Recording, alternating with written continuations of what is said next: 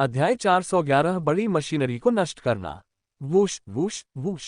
सुनहरी रोशनी की लकीरें हवा में लगातार झिलमिला रही थीं, प्रकट होती और गायब होती हुई, अनंतकाल तक शून्य क्षेत्र को भेदती हुई, अनगिनत परछाइयां छोड़ती हुई, मानो 100 पक्षी नाच रहे हों। उनके निशान पकड़ना मुश्किल था, फिर भी उनकी गति गोलियों जितनी तेज थी, जिनकी संख्या 100 से अधिक थी।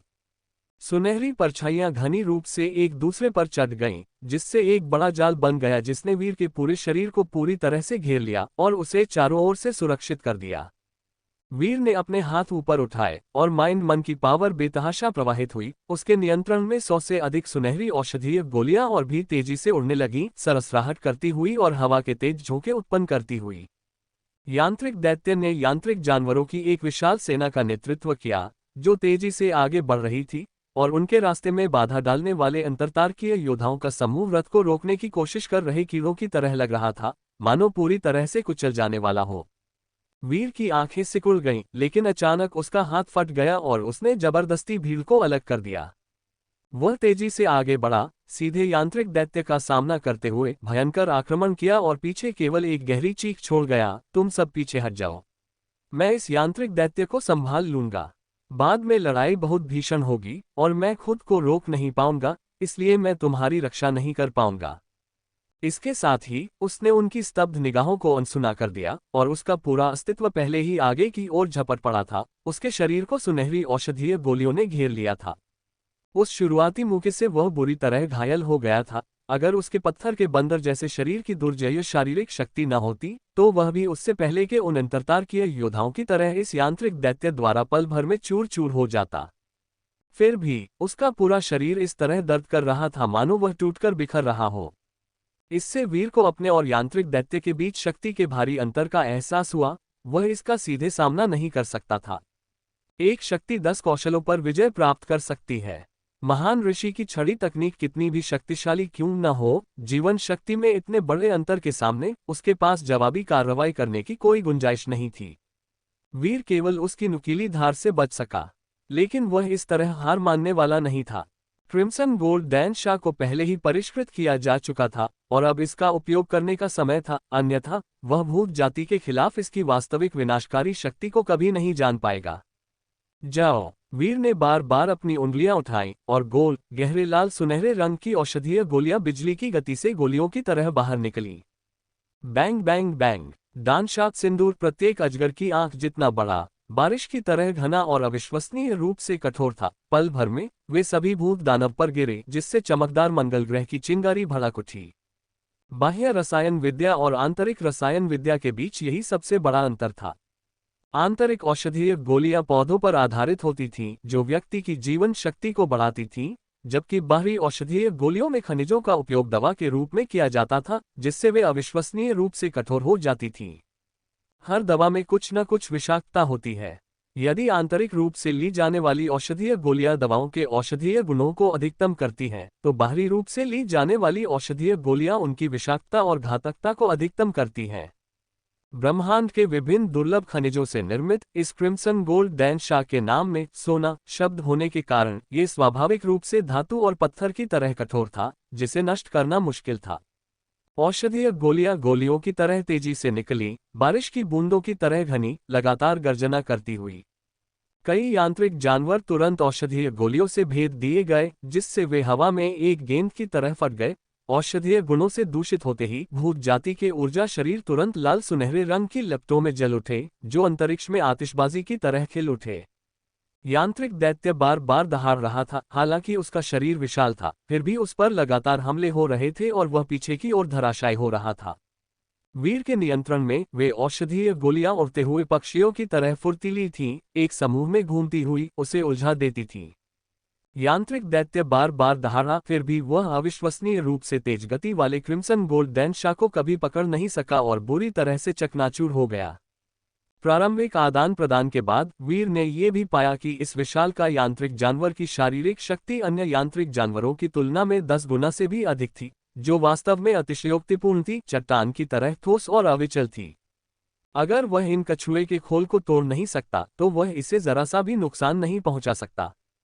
प्रारंभिक जांच के बाद ही उसने इसकी वास्तविक प्रकृति का पता लगा लिया था। अब उसके तरीकों को छिपाने का कोई मतलब नहीं था, उसका सारा ध्यान सीधे और सीधे घातक परिणाम प्राप्त करने पर था। विभिन्न जातियों के बीच होने वाली लड़ाइयों में छिपने का कोई महत्व नहीं होता था, वे भयंकर और निर्दयी होती थीं। वीर ने अब अपने तरीकों को छिपाना बंद कर दिया और निर्णायक रूप से कार्रवाई करते हुए, हाथ में एक औषधीय गोली पकड़े हुए, एक गहरी चीख निकालते हुए, उसमें बड़ी मात्रा में माइंड मन की पावर डाली और फिर अपनी उंगली को तेजी से झटका दिया। औषधीय गोली तेजी से बाहर निकली और माइंड मन की पावर के निरंतर धक्के से उसकी गति लगातार बढ़ती गई, बिना रुके गति पकड़ती रही और धीरे धीरे अपनी सीमा तक पहुंच गई। धीरे धीरे पूरी औषधीय गोली की छाया धुंधली होती गई और लगातार फैलती गई, मानो कोई सुनहरा तीर शून्य लोक को भेद रहा हो। कोई वस्तु चाहे कितनी भी छोटी या हल्की क्यों न हो, यदि उसकी गति को पर्याप्त रूप से बढ़ा दिया जाए, तो वह प्रकाश की गति के जितना करीब पहुंचती है, जो ब्रह्मांडीय पदार्थ की अंतिम गति सीमा है, उसका द्रव्यमान तेजी से अनंत की ओर बढ़ता है और उसका संवेग अथाह हो जाता है। एक ही वार में वीर ने अपनी पूरी ताकत का इस्तेमाल करते हुए माइंड मन की पावर से मेडिसिनल पिल की गति को लगातार बढ़ाया, धीरे धीरे उसे प्रकाश की गति से भी कम गति तक पहुंचाया, जिससे उसका द्रव्यमान अविश्वसनीय रूप से विशाल हो गया। औषधीय गोली हवा को चीरती हुई आगे बढ़ी, यहां तक कि शून्य लोक में प्रकाश को भी विकृत कर दिया। मैकेनिकल जायंट की इलेक्ट्रॉनिक नेत्र स्कैन के तहत डेटा लगातार बढ़ रहा था, जो एक बहुत ही उच्च लाल चेतावनी स्तर तक पहुंच गया और सहज रूप से संकट की भावना उत्पन्न हुई। हालांकि यह एक छोटी सी औषधीय गोली मात्र थी, फिर भी इसने इसे जरा भी कम आंकने की हिम्मत नहीं की। इसने अपने शरीर के सामने दोनों भुजाओं से बचाव किया और यहां तक कि इसके सामने एक मजबूत ऊर्जा कवच भी मौजूद था। बूम! औषधीय गोली एक गर्जना के साथ उससे टकराए, पल भर में जैसे कोई सुनहरा पहाड़ किसी जैत स्तंभ पर गिरता है, दिखने में मजबूत ऊर्जा कवच तुरंत टूट गया। दरार! यांत्रिक दैत्य की भुजाओं से असहनीय तनाव की आवाज आई, वे बीच से चटक कर टूट गईं और चारों ओर चिंगारियां उड़ने लगीं। दिखने में छोटी सी लगने वाली सुनहरी गोली ने टूटे हुए बांस की ताकत से रक्षा की कई परतों को भेद दिया। यांत्रिक दैत्य का विशाल शरीर तुरंत एक गर्जना के साथ ढह गया, मानो किसी विशाल पर्वत से टकरा गया हो। पफ! उसकी छाती को भी बेरहमी से भेदा गया था, जिससे एक बड़ा छेद दिखाई दिया। सुनहरी औषधीय गोली के बाहरी आवरण पर भी गहरी दरारें दिखाई देने लगीं, जो लगभग विघटित होने वाली थी। वीर अचानक जोर से दहाड़ उठा। सोने की गोली धमाके के साथ फट गई और उस शक्तिशाली विस्फोट ने यांत्रिक विशालकाय को तुरंत बार बार लुढ़का दिया। लेकिन यह अभी खत्म नहीं हुआ था। इसके तुरंत बाद दो और सुनहरी लकीरें हवा को चीरती हुई निकलीं, जो उसकी छाती में बने छेद के माध्यम से यांत्रिक शरीर में प्रवेश कर गईं और अंदर हिंसक रूप से फट गईं। क्रिम्सन गोल्ड डैनशॉट ट्रिपल एक्सप्लोजन! ऊर्जा विस्फोट ने यांत्रिक विशालकाय को पल भर में ही चकनाचूर कर दिया और लाल सुनहरे रंग की लपटें भयंकर रूप से जलने लगीं। एक भयंकर भूतिया राक्षस का चेहरा अंदर से बाहर निकलने की कोशिश करता हुआ मुड़ा, लेकिन पलक झपकते ही वह लपटों में जलकर राख हो गया, मानो अंतरिक्ष के एक अंधेरे कोने को रोशन करने वाली मशाल हो। विशालकाय यांत्रिक पिंड अपने स्थान पर ही फट गया, धातु के टुकड़े चारों ओर बिखर गए और इसके परिणामस्वरूप आसपास के यांत्रिक जीव भी इसमें समा गए, जिससे एक श्रृंखला विस्फोट हुआ। पलक झपकते ही वीर के सामने मौजूद सभी यांत्रिक राक्षस पूरी तरह से गायब हो गए। दूर खड़े अंतरतारकीय योद्धा स्तब्ध रह गए और उन्हें संभलने में काफी समय लगा। वीर ने ज्यादा आराम नहीं किया और एक के बाद एक को मारता चला गया। उसने औषधीय गोलियों को नियंत्रित करने की विधि का उपयोग किया, बड़ी मात्रा में क्रिम्सन गोल्ड डैनशॉट ले गया और वह जहां भी गया उसने हवा और बारिश के झोंके पैदा कर दिए, जिससे उसे तुरंत विनाशकारी गति प्राप्त हो गई। ये देखकर उन अंतरतारकीय योद्धाओं को बहुत प्रोत्साहन मिला और उन्होंने एक के बाद एक उनका अनुसरण किया। युद्ध क्षेत्र में हर जगह भयंकर लड़ाई चल रही थी। एक महान साधक के नेतृत्व वाली टीम ने ऐसे युद्ध परिणाम हासिल किए, जिन्होंने स्वाभाविक रूप से कई लोगों का ध्यान आकर्षित किया। लेकिन वीर ने खुद को उस भयावह हत्या में पूरी तरह से डुबो दिया। आने वाले अराजक समय को देखते हुए ये किसी व्यक्ति के लिए सराहनीय कार्यों को स्थापित करने का एक आदर्श अवसर था। रक्त और युद्ध की गंध ने उसके रक्त में लगभग अनियंत्रित रूप से उबाल ला दिया। अचेतन रूप से उसकी आंखों से एक हल्की सुनहरी रोशनी छलक उठी और एक प्राचीन अटूट क्रूरता ने उसके दिल को भर दिया, एक पूर्ण युद्ध भावना। लड़ने में सक्षम, जीतने में सक्षम, युद्ध में विजयी, इसलिए स्वर्ग के समान उपाधि प्राप्त हुई। वीर को एक अजीब सी अनुभूति हुई। इस अंतहीन युद्ध में वह सूक्ष्म रूप से एक निश्चित सत्य के साथ जुड़ गया, मानो वह स्वर्ग में प्राचीन तबाही मचाने वाले उस अराजक राक्षस बंदर के साथ विलीन हो गया हो। अविभाज्य। अध्याय 412 वीरतापूर्ण कार्य। युद्ध के मैदान में नरसंहार जारी रहा। वीर का खून खौल रहा था, उसका दिल तेजी से धड़क रहा था और वह एक अद्भुत अवस्था में प्रवेश कर गया था। उस रक्तरंजित हत्या की इच्छा ने उसकी आत्मा में लंबे समय से सुप्त द्वेष को जगा दिया। वह पौराणिक कथाओं के राक्षसी बंदर के साथ विलीन होता प्रतीत हुआ। उसकी लोहे की छड़ें गोल गोल घूमती हुई अंधाधुंध हत्या कर रही थीं और हत्या का सिलसिला अंतहीन था। लोहे की छड़ के क्षैतिज प्रहार के नीचे कई यांत्रिक जानवर पूरी तरह से चकनाचूर हो गए। हत्या करने की तीव्र इच्छा जितनी बढ़ती गई, उसकी पुतलियां उतनी ही अधिक फैलती गईं और वह उतना ही अधिक उत्तेजित होता गया। क्रिम्सन गोल्ड डैन शाह ने उसके शरीर को घेर लिया। वह लगातार उड़ता रहा, हवा में 100 पक्षियों की तरह फुर्तीला, सुंदर होते हुए भी घातक हत्यारा इरादा प्रकट करता रहा। वीर ने अपने घातक हमले जारी रखे। 5 डैन एक के बाद एक विस्फोट करते हैं। 5 दानशाह सिंदूर हवा में 5 दिशाओं में तैर रहे थे, एक दूसरे की प्रतिध्वनि करते हुए। अचानक एक दानशाह सिंदूर फट गया और उससे निकली लाल सुनहरी लपटों ने एक ऊर्जा विस्फोट को जन्म दिया, जिसने बदले में अन्य दानशाह सिंदूर के विस्फोट को ट्रिगर किया, जिससे एक श्रृंखला प्रतिक्रिया शुरू हो गई। 5 क्रिम्सन गोल्ड डैन शाह भूतिया यांत्रिक राक्षसों के बीच एक गर्जना के साथ फट पड़े। उनके यांत्रिक शरीर चकनाचूर हो गए और उनके भीतर छिपे भूतिया जीव भागने का समय भी नहीं पा सके। वे तुरंत ही लाल सुनहरे रंग की ज्वालाओं में भस्म हो गए और राख में तब्दील हो गए। एक माला में 9 मोती। वीर ने एक साथ 9 मोती जैसे गहरे लाल रंग के स्वर्ण दानशाह का प्रयोग किया। एक में विस्फोट हुआ, जिसके बाद लगातार कई विस्फोट हुए। ऊर्जा की परतें एक दूसरे पर चढ़ती गईं, जिससे आग की एक प्रचंड धारा का निर्माण हुआ जो तेजी से आगे बढ़ी और एक विशालकाय यांत्रिक अजगर को पल भर में चकनाचूर कर दिया और उसके भीतर मौजूद प्रेत जीव को पूरी तरह से नष्ट कर दिया। 18 फायर एरे। 18 डनशाह सिंदूर घनी रूप से हवा में फैल गए, एक सरनी का निर्माण किया, फिर एक गर्जना के साथ विस्फोट हुआ, जिसने एक विशालकाय यांत्रिक भूत के आकार के एक अति विशाल यांत्रिक जानवर को निगल लिया और उसे चारों दिशाओं से उड़ा दिया। धातु से बना अभेद्य कछुए का कवच टूटने लगा।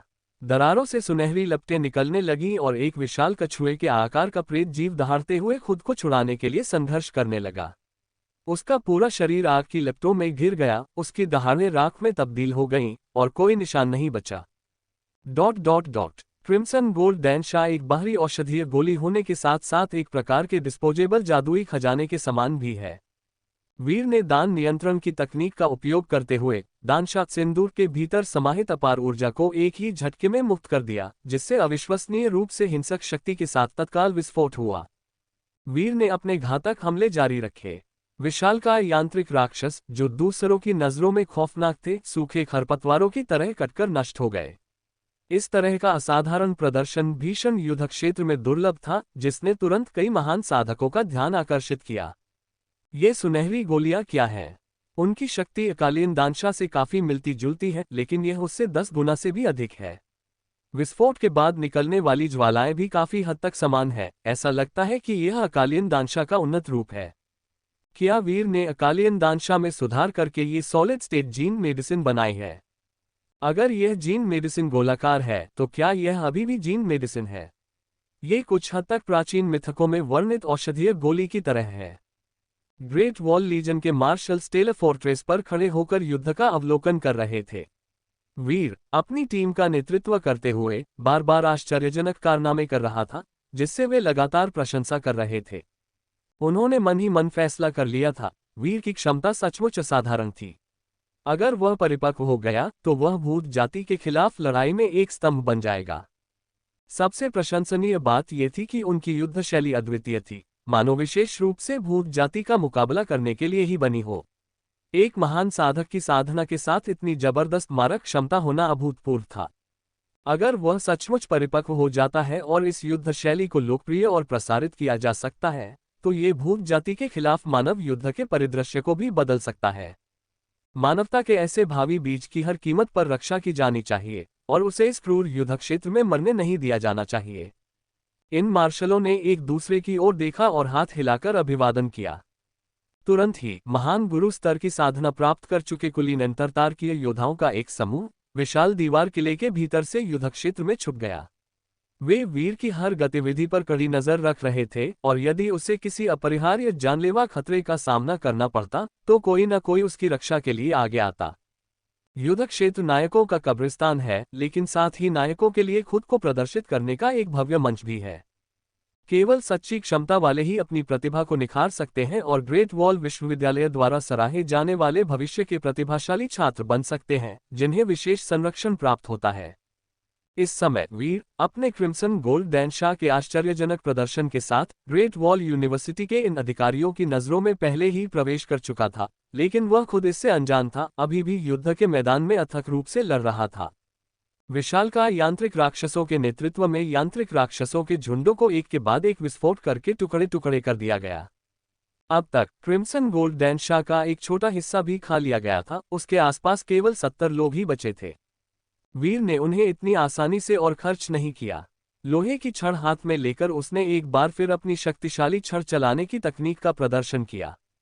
मैदान पर मौजूद भूतिया प्रतिभागियों की संख्या अविश्वसनीय रूप से अधिक थी, वे कभी खत्म नहीं होने वाले थे। ब्लेड में अच्छी गुणवत्ता वाले स्टील का उपयोग किया जाना चाहिए। वह साधारण यांत्रिक जीवों पर कीमती क्रिम्सन गोल्ड डैनशाह को बर्बाद नहीं कर सकता था, उसके हाथ में मौजूद लोहे की छड़ ही उनसे निपटने के लिए काफी थी। उसके पीछे चल रहे अंतरतारकीय योद्धा भी कमतर नहीं थे, वे इन साधारण यांत्रिक जीवों से निपटने के लिए पर्याप्त थे। केवल वे विशालकाय यांत्रिक जानवर ही उसके लिए क्रिम्सन गोल्ड डैनशाह का उपयोग करने लायक थे। दो विधियों को मिलाकर एक रणनीति तैयार करने के बाद वीर ने पारंपरिक और अपरंपरागत तरीकों का मिश्रण किया, सीधे मैकेनिकल बीस्ट समूहों का सामना किया और लगातार नए युद्ध रिकॉर्ड हासिल किए। असीम शक्ति से युक्त क्रिम्सन गोल्ड डैनशाह लगातार हवा में विस्फोट करता रहा, जिससे ऊर्जा की एक ऐसी धारा उत्पन्न हुई जिसने कई विशालकाय यांत्रिक राक्षसों को डुबो दिया। लोहे की छड़ मांस पीसने वाली मशीन की तरह लगातार घूमती रही। उसमें गिरने वाले साधारण यांत्रिक जानवर टुकड़े टुकड़े हो जाते, धातु के टुकड़े चारों ओर उड़ते और अंतरिक्ष के मलबे में बदल जाते। वीर के नेतृत्व में असंख्य अंतरतारकीय योद्धाओं ने एक दूसरे के साथ सहयोग किया, भाग रहे यांत्रिक राक्षसों का पीछा किया, उन पर घातक बल से हमला किया और उन्हें नष्ट कर दिया। कुछ समय के लिए फैंगलिन दस्ते ने सैन्य क्षेत्र में बड़ी उपलब्धियां हासिल की। वे जहां भी गए वहां से यांत्रिक राक्षसों का सफाया कर दिया गया। क्रिम्सन गोल्ड डैनशाह का उपयोग बहते पानी की तरह किया गया, जिससे उसे भारी मात्रा में पुण्य प्राप्त हुआ, लगभग 300,000। इसका अर्थ ये था कि उसके हाथों कम से कम 30 विशालकाय यांत्रिक जीव मारे गए, जबकि अन्य छोटे यांत्रिक जीवों की क्षति का अनुमान लगाना असंभव था। क्रिम्सन गोल्ड डैनशाह का बहुत कम परिष्करण किया गया था। बचे हुए मात्र 18 दानशाह सिंदूर को देखकर उसे खेद का अनुभव हुआ। हालांकि उन्होंने पहले भी क्रिम्सन गोल्ड डैनशाह को और अधिक परिष्कृत करने की पूरी कोशिश की थी, फिर भी उन्होंने नस्लीय संघर्ष की तीव्रता को कम करके आंका। अकालियन डैनशाह की खपत दर उनकी कल्पना से कहीं अधिक थी। एक बार जब वे समाप्त हो जाएंगे तो उसके लिए अपनी वर्तमान विधियों से बड़े यांत्रिक जानवरों को महत्वपूर्ण नुकसान पहुंचाना मुश्किल होगा। ये सोचकर वीर ने जल्दबाजी में दोबारा हमला नहीं किया। उसने काफी बड़े यांत्रिक हाथों का शिकार कर लिया था और अधिक को मारना व्यर्थ होगा। बचे हुए क्रिम्सन गोल्ड डैनशाह को एक प्रमुख लक्ष्य को नष्ट करने के लिए बचाकर रखना था। इसके साथ ही वह अपने लक्ष्य की तलाश में युद्ध के मैदान में फिर से प्रवेश कर गया। बूम! तारों से भरा आकाश अचानक कांप उठा, जिससे ऊर्जा का एक हिंसक प्रवाह उत्पन्न हुआ जो जबरदस्त रूप से फैल गया। यहां तक कि युद्ध क्षेत्र जहां लड़ाई जारी थी, क्षण भर के लिए पानी में डूब गया और अंतरतारकीय योद्धा और भूत यांत्रिक जानवर दोनों ही सहज रूप से पीछे हट गए, भय से देखते हुए। ग्रेट वॉल यूनिवर्सिटी की अभेद्य प्रतीत होने वाली ऊर्जा ढाल को जबरदस्ती फाड़ दिया गया। तारों से भरे आकाश के सबसे ऊंचे हिस्से से एक विशाल काली छाया नीचे उतरी, जिसने आकाश और पृथ्वी को ढक लिया, जिससे लोगों को ऐसा महसूस हुआ मानो उनके दिल एक विशाल पर्वत के नीचे दब गए हों, जिससे दमन की एक जबरदस्त भावना पैदा हुई और प्रतिरोध के विचारों के लिए कोई जगह नहीं बची। एक बड़ा आदमी मैदान में आ गया है। अध्याय 413 विशालकाय जीवों का उत्पात। गहरे अंधेरे ने आकाश और सूर्य को ढक लिया। अंतरतारकीय महान दीवार की ऊर्जा ढाल मानो ठोस हो जबरदस्ती सिकुड़कर विकृत हो गई और एक विशालकाय अंधेरी छाया के जबरदस्ती अंदर की ओर धकेलने से ढह गई। उसका विशालकाय शरीर सबके सिर के ऊपर मंडरा रहा था, मानो किसी विशाल पर्वत की तरह दबाव बना रहा हो, असीम और मानो अपनी दृष्टि में आने वाली हर चीज को कुचलने के लिए तैयार हो। एक गहरी छाया ने सबके दिलों को घेर लिया था, प्रतिरोध के विचारों के लिए कोई गुंजाइश नहीं बची थी। ये दानव हजारों फीट लंबा था, एक विशाल द्वीप जैसा दिखता था, पूरी तरह से धातु से बना था और भयंकर क्रूरता का प्रदर्शन करता था। इसका रूप बेहद भयावह था, मानो एक विशालकाय तंबूदार जीव हो जिसके हजारों तंबू हों, जिनमें से प्रत्येक एक विशाल खंभे जितना मोटा, अजगर जितना लचीला और लगातार हवा में लहराता रहता हो। कोई भी वस्तु, चाहे वह कितनी भी कठोर क्यों न हो, उसके पास आते ही तुरंत चकनाचूर हो जाती थी। उस विशालकाय यांत्रिक यंत्र का आवरण 1000 से अधिक विशाल आंखों से ढका हुआ था, जिनसे अचानक अनगिनत झुलसा देने वाली लाल किरणें निकलने लगीं, जो मित्र और शत्रु में भेद किए बिना अंधाधुंध हमला कर रही थीं। इंद्रधनुष के समान घनी लाल किरणें तेजी से फूट पड़ीं और बारिश की तरह बरसने लगीं। भूतिया यांत्रिक जीव भी नहीं बच पाए, वे पल भर में पूरी तरह से भेद कर फट पड़े। उनके बिखरे हुए अवशेषों को असंख्य तंतुओं ने जकड़ लिया और अपने मुंह तक ले गए, जहां उन्हें जोर जोर से चबाया गया। इस भूतिया यांत्रिक दानव के सामने अंतरतारकीय योद्धा चींटियों से भी अधिक महत्वहीन थे और उन्हें भारी नुकसान उठाना पड़ा। लाल किरणों ने उनके मांस और रक्त को कोयले में बदल दिया और कोड़े मारते तंतुओं ने उन्हें चूर चूर कर पेस्ट बना दिया। यहां तक कि उनके सूक्ष्म यांत्रिक यंत्र भी चकनाचूर हो गए और फिर एक एक करके ब्लैक होल जैसे मुंह में फेंक दिए गए, जहां उन्हें हड्डियों का एक भी अंश छोड़े बिना पूरी तरह से निगल लिया गया। धातु के तंतुओं से ऊर्जा में उतार चढ़ाव उत्पन्न हुए, विद्युत चुंबकीय तरंगे, परमाणु विनाश, गुरुत्वाकर्षण क्षेत्र। यह विशालकाय यांत्रिक यंत्र जहां भी गया, ब्रह्मांड का ऊर्जा क्षेत्र पूरी तरह से अस्त व्यस्त हो गया। लड़ाकू यंत्र, छोटे अंतरिक्ष यान और विभिन्न यांत्रिक हथियार जैसे ही उनके संपर्क में आए, उनमें आंतरिक ऊर्जा असंतुलन उत्पन्न हुआ और वे स्वतः ही आतिशबाजी की तरह हवा में फट पड़े। सूक्ष्म यांत्रिक यंत्रों के बिना मानव जाति का कार्बन आधारित भौतिक शरीर अंतरतारकीय अंतरिक्ष में लंबे समय तक जीवित नहीं रह सकता था। कई लोग धातु के तंतुओं द्वारा मारे नहीं गए, बल्कि अंतरिक्ष में दम घुटने से बर्फ के टुकड़ों में जम गए और उनके भौतिक शरीर विघटित हो गए। धातु के तंतुओं के उन्मत्त प्रहारों के नीचे मानवता की सुदृढ़ रूप से गठित पंक्तियां पूरी तरह से चकनाचूर हो गईं और अंतरतारकीय योद्धा लगातार हारते हुए पीछे हट गए।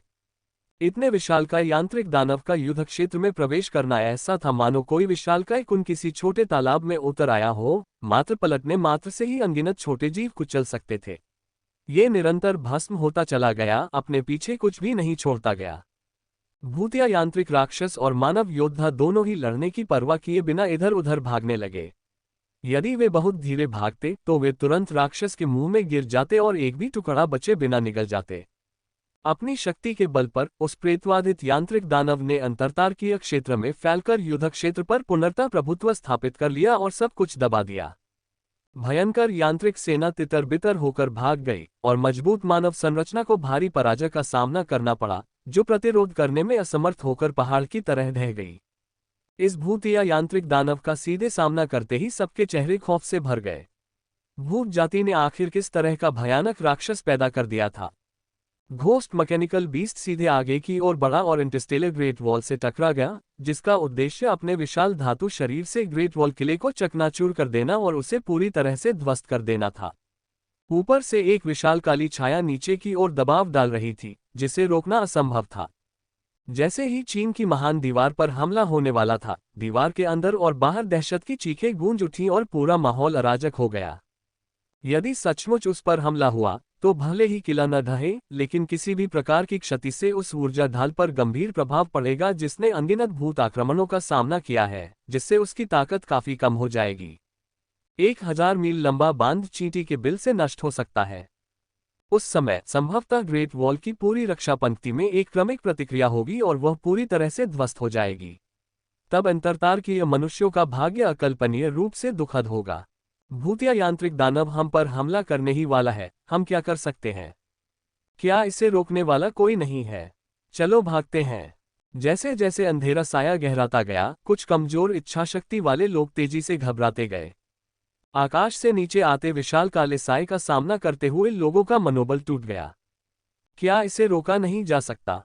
युद्ध क्षेत्र के एक कोने में वीर की आंखें गंभीर थीं, क्योंकि वह भूतिया यांत्रिक जानवर को उत्पात मचाते हुए देख रहा था। उसका चेहरा पीला पड़ गया था।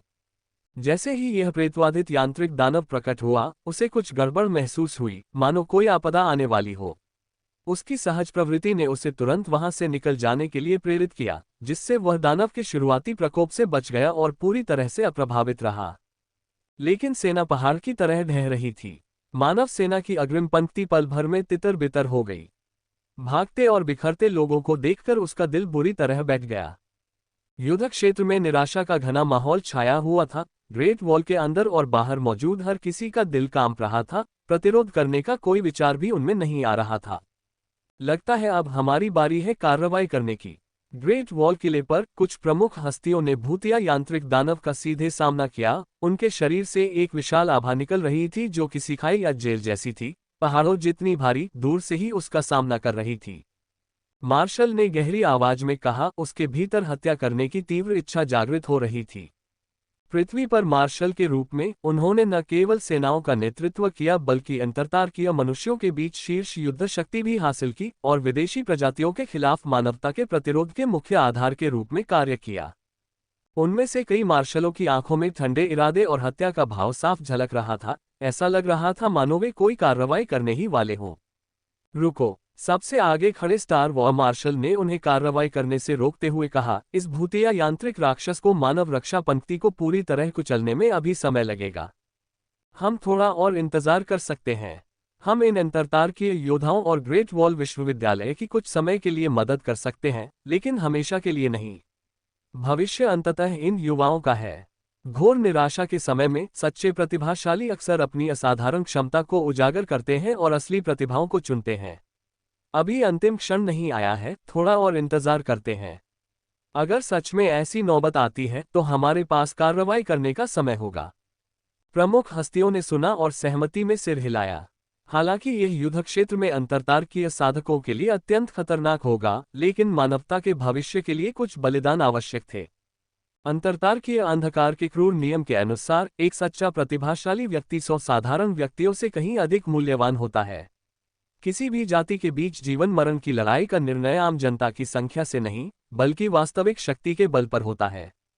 अंतरतारकीय शक्तियों को दबाने में सक्षम एक शीर्ष साधक का उदय ही हजारों सेनाओं पर विजय पाने के लिए पर्याप्त है। और यही वह चीज है जिसकी अंतरतारकीय मनुष्यों को वास्तव में आवश्यकता है। इस तरह चलते रहना कोई समाधान नहीं है। जीत की थोड़ी सी भी उम्मीद के लिए सभी के संयुक्त प्रयास की आवश्यकता है। अंतरिक्ष यान में निराशा का माहौल छाया हुआ था, लेकिन वीर का दिमाग तेजी से काम कर रहा था। वह इस तरह असफल होने को तैयार नहीं था और एक उपाय की तलाश में था। भयभीत और सुन्न चेहरों को देखकर उसने भौहें सिकुड़ी, ये जानते हुए कि स्थिति को पलटने के लिए उसे उनकी लड़ने की भावना को जगाना होगा। वीर के मन में एक विचार आया और अचानक उसे एक विचार सूझा। एक टेलीपैथिक संदेश, दिल की एक आवाज, तुरंत युद्ध के मैदान के हर कोने में सभी अंतरतारकीय मनुष्यों के दिलों में गूंज उठी। जैसे सन्नाटे में कोई चीख या भोर की रोशनी जो अंधेरे को चीरकर आगे के मार्ग को रोशन करती है और आशा जगाती है। हर कोई अनजाने में सुनने को मजबूर हो गया। आवाज सुरीली और शक्तिशाली थी, अटूट संकल्प से भरी हुई थी, मानो भयंकर तूफान के बीच एक चीख हो जो लोगों के दिलों को शांत कर देती है। सभी अंतरतारकीय योद्धाओं, ग्रेट वॉल विश्वविद्यालय के सभी छात्रों, सभी साथी मनुष्यों, कृपया मेरी बात सुने। हम पीछे नहीं हट सकते और हमें पीछे नहीं हटना चाहिए, क्योंकि हमारे पीछे अंतरतारकीय ग्रेट वॉल है, मानवता की रक्षा की पहली पंक्ति। हमारे पास पीछे हटने की कोई जगह नहीं है। हालांकि यह यांत्रिक दैत्य भयानक है, हम इसे अपनी ग्रेट वॉल के पास बिल्कुल नहीं आने दे सकते। एक बार ग्रेट वॉल ढह गई तो मानवता की रक्षा पंक्ति पूरी तरह से ध्वस्त हो जाएगी। एक बार भूत जाति अंतरतारकीय पर आक्रमण कर देगी तो हमारे अभी भी बहुत कमजोर साथी लड़ने में असमर्थ होंगे और उनका नरसंहार कर दिया जाएगा। हमारे भाई हैं, हमारे मित्र हैं, हमारे परिवार हैं। ये अनमोल चीजें हैं जिनके लिए हम अपने जीवन का बलिदान देना पसंद करेंगे, खोने के बजाय। हम सभी अंतरतारकीय साधकों ने मानवता के साधना संसाधनों के भारी व्यय से उन्नति की है। महान शक्ति के साथ महान जिम्मेदारी आती है। मानव जाति ने हम पर जो निवेश किया है, इस नस्लीय अस्तित्व के क्षण में अब हमारे लिए आगे बढ़ने का समय है। प्राचीन काल से तथाकथित ग्रेट वॉल आकाशगंगा की रक्षा करने के लिए, सुरक्षा प्रदान करने के लिए रही है। मानवता, अब कृपया डरो मत, ये याद रखो, मैं अपनी जाति की रक्षा करता हूँ। अध्याय 414 मेरी जाति, मैं उसकी रक्षा करूंगा। मैं अपनी जाति की रक्षा करूंगा। तारों से भरा आकाश एकदम शांत था और चारों ओर निराशा का माहौल छाया हुआ था। एक चीख गूंजी, जो बिजली की तरह चौंका देने वाली थी, हर किसी के दिल में लगातार गूंजती रही। हर शब्द स्पष्ट और कान बहरा कर देने वाला था, जो अंतरतारकीय मनुष्यों द्वारा अब तक उच्चारित की गई सबसे शक्तिशाली आवाज थी। यहाँ तक कि ठंडे खून में भी आग लग गई और वह बेहद गर्म हो गया। युद्ध क्षेत्र में मौजूद सभी अंतरतारकीय मनुष्यों के दिलों में जुनून का एक ज्वार उमड़ पड़ा, जिससे वे कांपने लगे और उनके शरीर हिलने लगे। हाँ, मैं अपनी जाति की रक्षा करूंगा। हमारी नस्ल के अस्तित्व के खतरे में होने के कारण अब आगे बढ़ने का समय आ गया है। हम अंतरतारकीय साधक हैं, अगर हम अभी आगे नहीं आए तो सभी अंतरतारकीय मनुष्यों में से कौन आगे आ सकता है। नस्लीय युद्ध क्षेत्र में चाहे वे इंटरस्टेलर वॉरियर्स हो या ग्रेट वॉल यूनिवर्सिटी के छात्र, पुरुष हो या महिला, सभी धीरे धीरे उस निराशा से उबर गए, एक दूसरे की ओर देखा और उनकी निगाहें पहले से कहीं अधिक दृढ़ हो गईं। ग्रेट वॉल लीजन के कई मार्शल स्टेलर फोर्ट्रेस पर खड़े थे और इस आवाज को सुनकर वे प्रशंसा के भाव दिखाने से खुद को रोक नहीं पाए। ये किसकी आवाज है? बहुत बढ़िया, बहुत बढ़िया, बहुत बढ़िया। यही तो हमारे अंतरतारकीय मनुष्यों की रीढ़ की हड्डी है। लड़ो, लड़ो, लड़ो।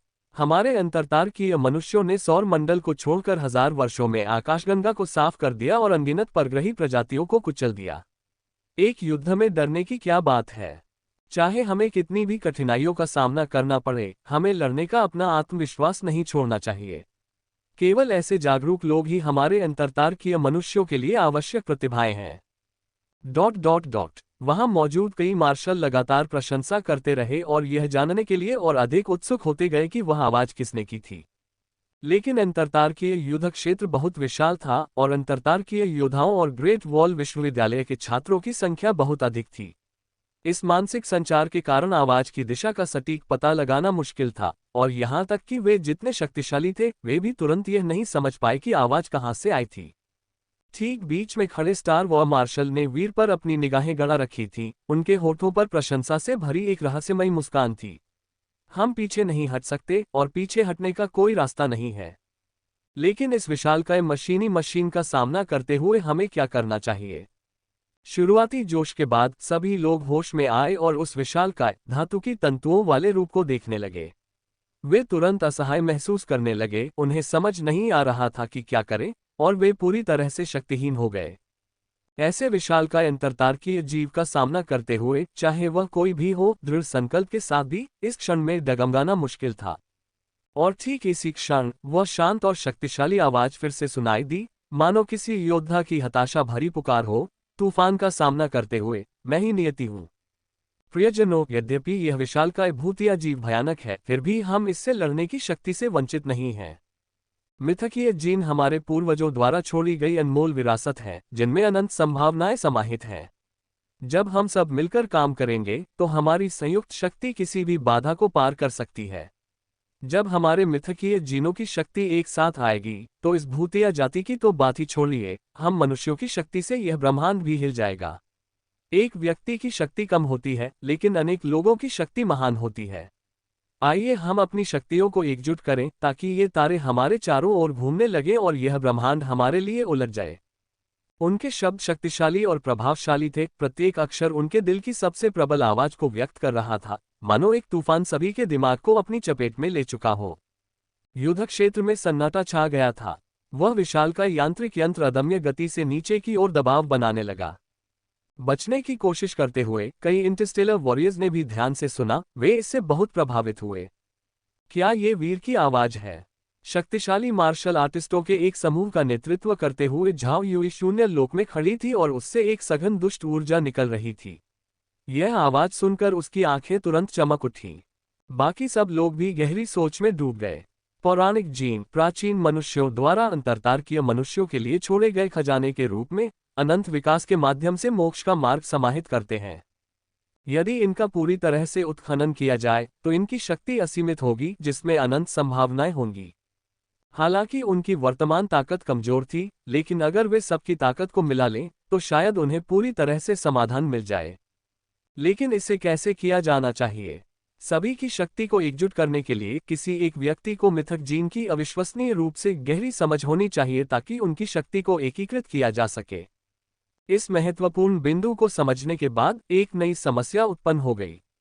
मिथ जीन रहस्यों से भरे हुए हैं। अंतरतारकीय मनुष्यों के लिए अभी भी एक खाली पन्ना है जिनमें अनगिनत रहस्य छिपे हैं। कौन ये कहने का साहस कर सकता है कि वह मिथ जीन को पूरी तरह से समझता है? यही वह समस्या थी जिसने सभी को हैरान कर दिया था। सभी को ये बेहद मुश्किल लग रहा था। लंबे समय तक कोई सुराग नहीं मिल पा रहा था। कुछ देर तक किसी ने कोई जवाब नहीं दिया और माहौल बेहद तनावपूर्ण हो गया। शुरुआत में जो तीव्र जुनून जागा था वह धीरे धीरे शांत हो गया। लेकिन इस तरह चुप रहना कोई समाधान नहीं था। इस समय किसी को आगे आकर कदम उठाना जरूरी था। एक वीर व्यक्तित्व ने आगे बढ़कर चिल्लाते हुए कहा, झाओ युई झेनेवू सोसाइटी का नेतृत्व करते हुए युद्ध में उतरने को तैयार है। विश्वविद्यालय की नई पीढ़ी की सबसे मजबूत सदस्यों में से एक होने के नाते उनकी उपस्थिति ने तुरंत वहां मौजूद सभी लोगों का ध्यान आकर्षित किया। उसके पीछे कुलीन मार्शल आर्टिस्टों का एक समूह चल रहा था जो ड्रैगन जैसी जीवंतता और बाघ जैसी शक्ति का प्रदर्शन कर रहे थे और गर्व से उस दृश्य को देख रहे थे। भले ही वह ग्रेट वॉल यूनिवर्सिटी की प्रसिद्ध मार्शल आर्ट्स महारानी थी, फिर भी वह एक महिला थी। एक महिला का पहली बार आगे आना अनगिनत पुरुषों के लिए शर्मिंदगी का कारण बना। ग्रेट वॉल यूनिवर्सिटी के इतने सारे छात्रों और ग्रेट वॉल लीजन में अनगिनत योद्धाओं के होते हुए वे एक महिला को नेतृत्व करने की अनुमति कैसे दे सकते थे? मैं एली मैकेनिकल मैन्युफैक्चरिंग सोसाइटी का नेतृत्व करने के लिए तैयार हूं। और मैं gene modification society, martial arts academy की कैंडो सोसाइटी लड़ने के लिए तैयार है। एक कॉल आते ही सभी पक्षों ने जवाब दे दिया। झाओ युई ने उदाहरण पेश करते हुए सभी को प्रेरित किया और सभी दिशाओं से अनगिनत अंतरतारकीय साधक आगे आए। एक छोटी सी चिंगारी भी मैदान में आग लगा सकती है। अचानक अंतरतारकीय युद्ध क्षेत्र एक उग्र हलचल भरे वातावरण से भर गया, जैसे धधकती आग में तेल उबलने की कगार पर हो। इसी क्षण वीर के कानों में एक स्पष्ट ठंडी आवाज सुनाई दी, वीर, बस अपना सर्वश्रेष्ठ प्रदर्शन करो। चाहे कुछ भी हो जाए, हम किसी भी कीमत पर इस विशालकाय यांत्रिक यंत्र को अंतरतारकीय महान दीवार से टकराने नहीं दे सकते। वीर ने उसकी मंशा को समझते हुए सिर हिलाया। दरअसल वह भी यही सोचता था। वीर ने एक पल सोचा, फिर अचानक दोबारा बोलने लगा। यद्यपि सभी सहमत हैं, हम अंधाधुंध लड़ाई नहीं लड़ सकते।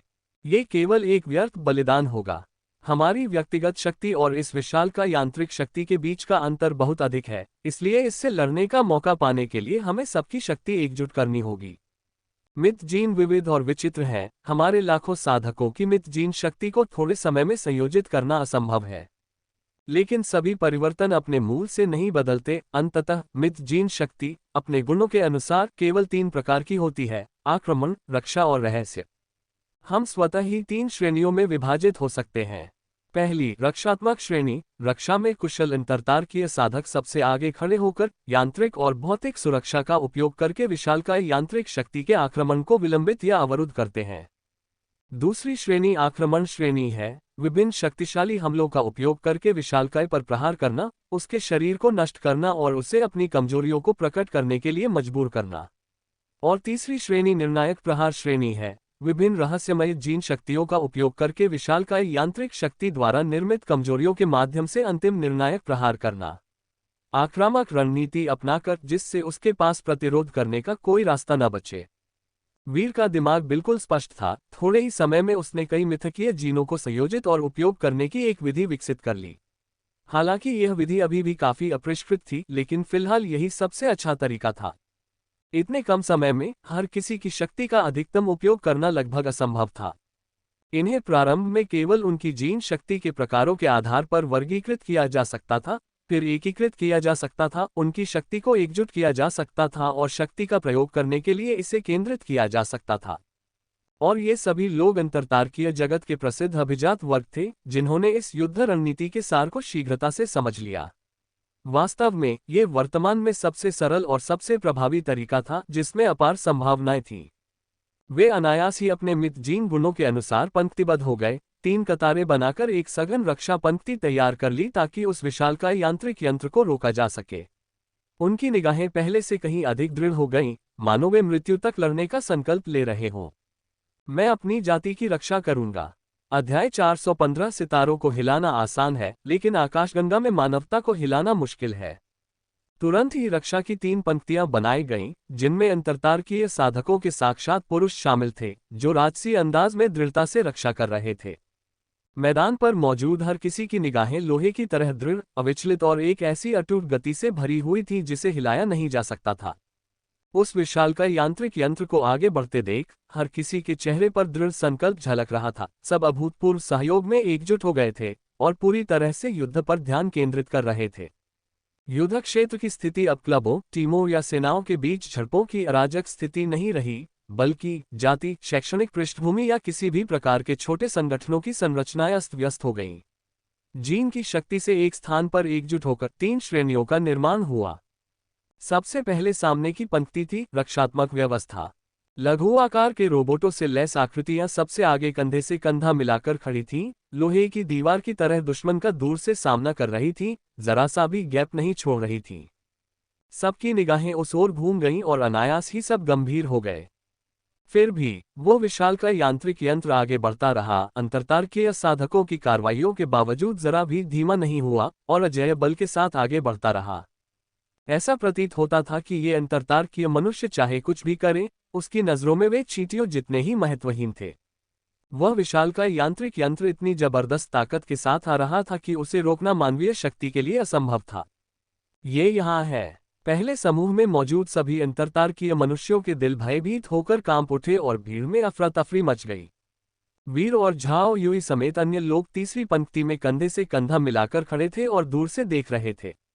ऐसा नहीं था कि उन दोनों ने मौत के डर से पहले से ही इसकी योजना बना ली थी, बल्कि दोनों ने एक अलिखित समझौते के तहत ये तय कर लिया था कि उनके पास कुछ ऐसे तुरुप के पत्ते हैं जिनका इस्तेमाल वे बाद में करेंगे। झाओ युई की कार्यप्रणाली की बारीकियां अज्ञात थीं, लेकिन वीर का क्रिम्सन गोल्ड शाह पहले से ही तैयार था, किसी भी क्षण हमला करने के लिए। जैसे ही वह विशालकाय यंत्र नीचे की ओर बढ़ा, पहली संरचना ढहने के कगार पर थी, किसी भी क्षण टूट जाने का खतरा था, स्थिति बेहद गंभीर थी। वीर ने स्थिति को देखते हुए सोचा, अब ये और नहीं चल सकता। उसने निर्णायक कदम उठाते हुए अचानक गहरी आवाज में चिल्लाकर कहा, पहली पंक्ति में मिश्रधातु को नियंत्रित करने की क्षमता रखने वाले सभी लोग तुरंत शुरू करें। एक स्टील फ्रेमवर्क संरचना बनाएं, एक दीवार का ढांचा तैयार करें। उनकी आवाज शांत और प्रभावशाली थी, जो पल भर में सबके दिलों में गूंज उठी। ये वही आवाज है। पहली पंक्ति में बैठे अंतरतारकीय साधकों को जैसे जैसे हिम्मत मिलती गई, वे धीरे धीरे शांत होते गए। वीर के होंठ हिले, मानो वह दूर से ही टेलीपैथी का इस्तेमाल करके सबको निर्देश दे रहा हो। उठना। अगले ही पल कई अंतरतारकीय साधक एक साथ आगे बढ़े। इस्पात की हेराफेरी, चुंबकीय क्षेत्र नियंत्रण, धातु पुनर्निर्माण, ... बूम बूम बूम। शून्य क्षेत्र में विभिन्न उतार चढ़ावों के साथ असंख्य मिथक जीन शक्तियां आपस में गुंथी हुई थीं, और स्टील की एक धारा उमड़ पड़ी, जो आपस में जुड़कर एक मकड़ी के जाले जैसी त्रिआयामी स्टील फ्रेम संरचना का निर्माण कर रही थी, जो अविश्वसनीय रूप से मजबूत थी। कुछ लोगों ने तो मिश्र धातु इस्पात के ढांचे में मौजूद दरारों की लगातार मरम्मत करने के लिए रोबोट भी भेजे, जिससे इसकी संरचना अविश्वसनीय रूप से ठोस और भारी हो गई और एक विशाल ढांचा तैयार हो गया। जल्द ही 300 किलोमीटर से अधिक लंबा एक स्टील का ढांचा खड़ा किया गया, जो आकाश को छूता हुआ उस विशालकाय यांत्रिक ढांचे को रोक रहा था। कंक्रीट सामग्री से भर दो। वीर की आवाज ठीक समय पर फिर से गूंजी। अंतरतारकीय साधकों में कई बुद्धिमान व्यक्ति थे जो तुरंत समझ गए कि यह स्पष्ट रूप से अंतरिक्ष में एक मोटी प्रबलित कंक्रीट की दीवार का निर्माण कर रहा था, एक स्टील की विशाल दीवार जो इतनी बड़ी थी कि यांत्रिक दानव को 1 इंच भी आगे बढ़ने में असमर्थ बना दे।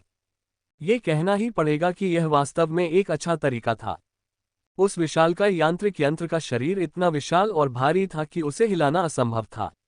यहाँ तक कि एक स्थिर दीवार भी उसके लिए एक बड़ी बाधा होती, जिसके कारण उसे तोड़कर आगे बढ़ना पड़ता। लेकिन यह योजना देखने में सुंदर होने के बावजूद एक कठोर वास्तविकता का सामना कर रही थी। इतनी विशाल शहर की दीवार का निर्माण करना कितना मुश्किल होगा, इसकी कल्पना भी नहीं की जा सकती थी।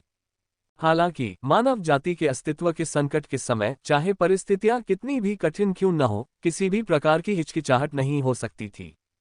सभी ने बिना किसी झिझक के तुरंत कार्रवाई की।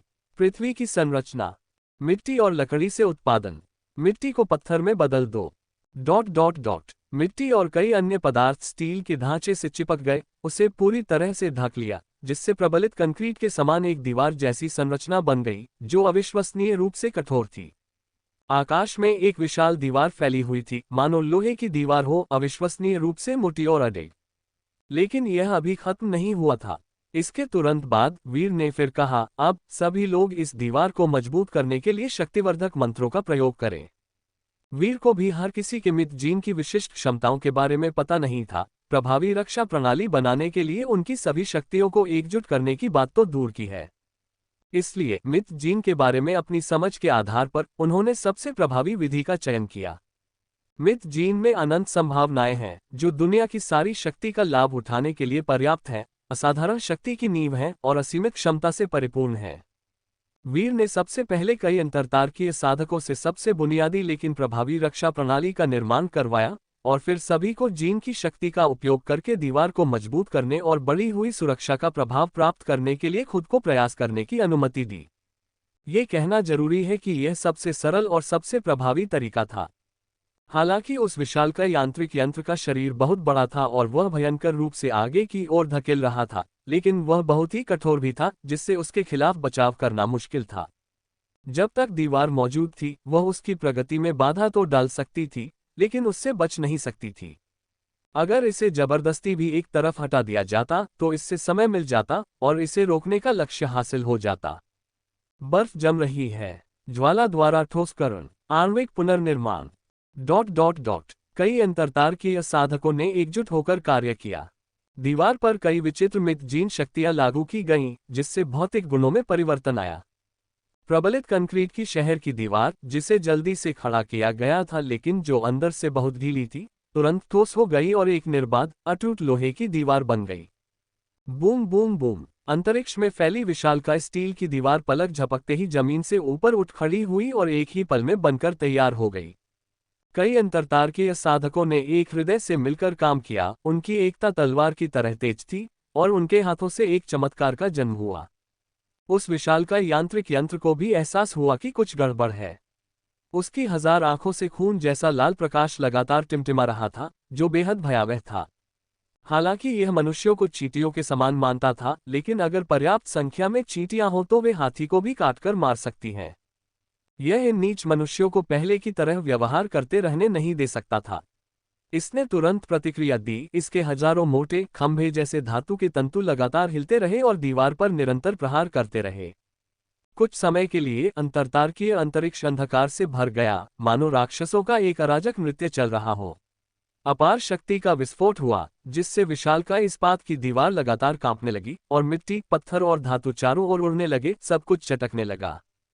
पकड़ना। वीर की गर्जना के साथ अंतरतारकीय योद्धा और ग्रेट वॉल विश्वविद्यालय के छात्रों के चेहरे लाल हो गए। वे अपने दांत पीस रहे थे और कसकर पकड़े हुए थे।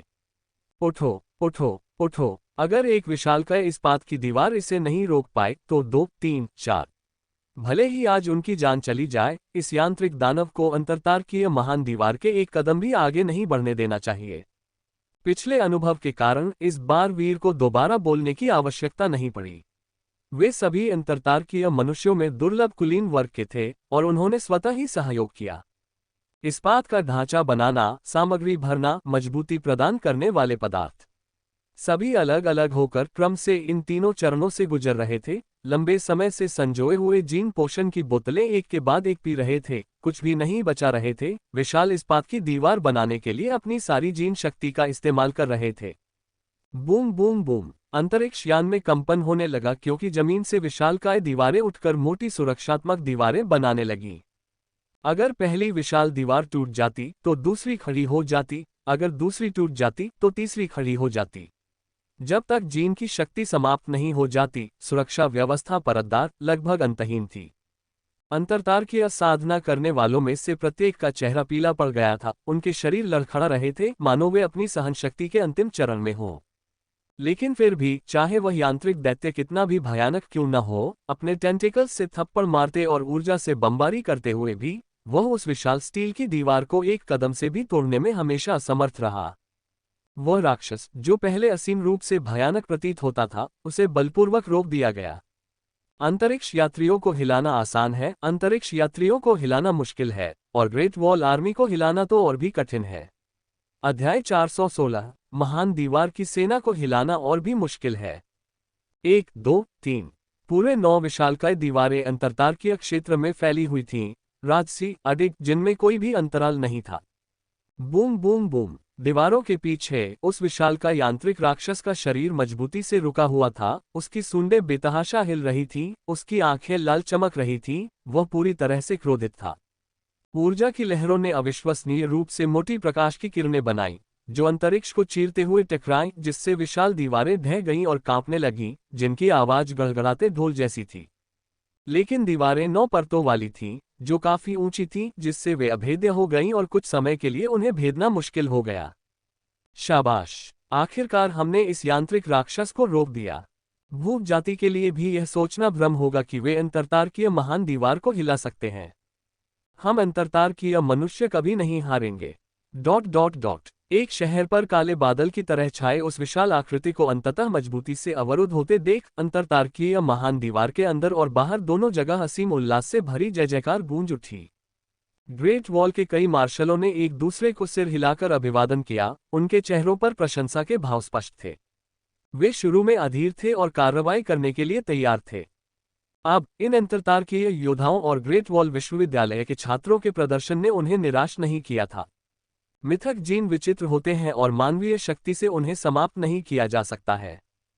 फिर भी इस लड़ाई में उन्होंने खुद को अनुकूलित किया और संयोजन की एक प्रारंभिक विधि खोज निकाली, जिसमें सभी की सामूहिक शक्ति का उपयोग करके उस यांत्रिक राक्षस के आक्रमण का प्रतिरोध किया गया।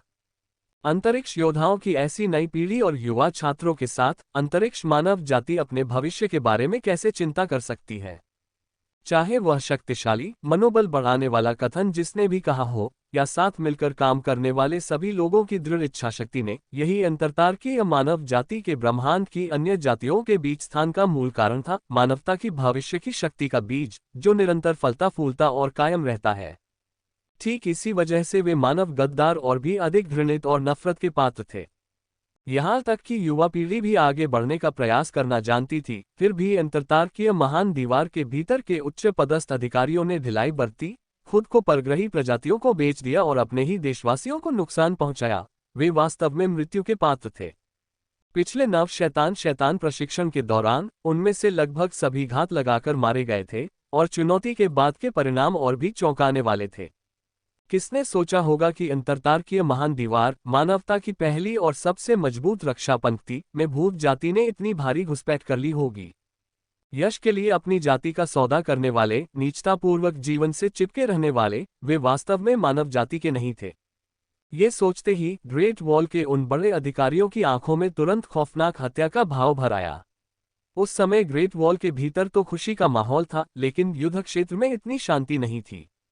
9 विशाल दीवारों के निर्माण के बाद रक्षात्मक पंक्ति में मौजूद लोगों के चेहरे पीले पड़ गए थे, उनके शरीर खतरनाक तरीके से डगमगा रहे थे, और उनके भीतर की जीन शक्ति लगभग समाप्त हो चुकी थी। तुरंत बचाव दल भेजो, रक्षा पंक्ति के योद्धाओं को वापस ग्रेट वॉल पर लाओ, वीर ने उत्साह से भरी भीड़ को प्रेरित करते हुए चिल्लाया।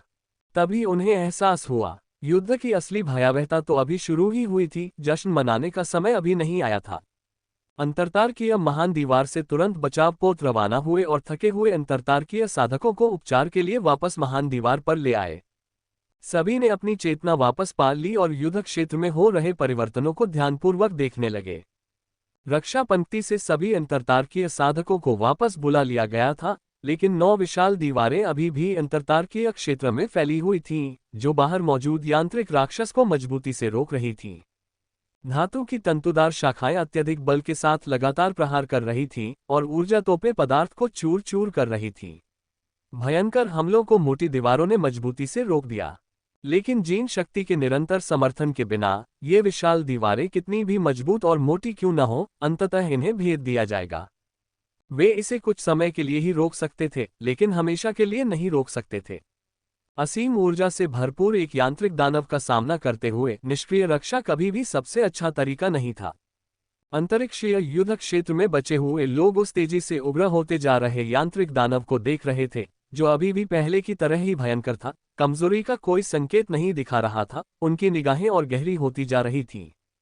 आक्रमण करना, आक्रमण ही बचाव का सबसे अच्छा तरीका है। आक्रमण ही सच्चा दांव है। मेरे देशवासियों, रक्षात्मक पंक्ति के जवानों ने अपना मिशन सफलतापूर्वक पूरा कर लिया है। यह एक अभूतपूर्व सफलता है, और अब हमारी बारी है आक्रामक पंक्ति की। उन्होंने उस यांत्रिक दानव को रोककर बड़ी उपलब्धि हासिल की है और हमारी आक्रमणकारी सेना पीछे नहीं रह सकती। हमें अपने भाइयों के प्रयासों को व्यर्थ नहीं जाने देना चाहिए। आक्रमण पंक्ति के सैनिक एक के बाद एक आगे बढ़े। उनके दिल पहले से ही युद्ध की प्रबल इच्छा से भरे हुए थे। वे कोशिश करने के लिए उत्सुक थे, दूसरों को नेतृत्व करने देने के लिए अनिच्छुक थे। उनकी युद्ध की मंशा आग की तरह प्रचंड थी, भयंकर रूप से भड़क रही थी, जिसे बुझाना असंभव था। रक्षात्मक पंक्ति के सफल प्रतिरोध ने दूसरों को आत्मविश्वास दिया, उनके युद्ध इरादे को प्रज्वलित किया और यांत्रिक दैत्य के किसी भी भय को दूर कर दिया, जिससे उसका कोई निशान नहीं बचा। सेना का मनोबल स्थापित हो गया।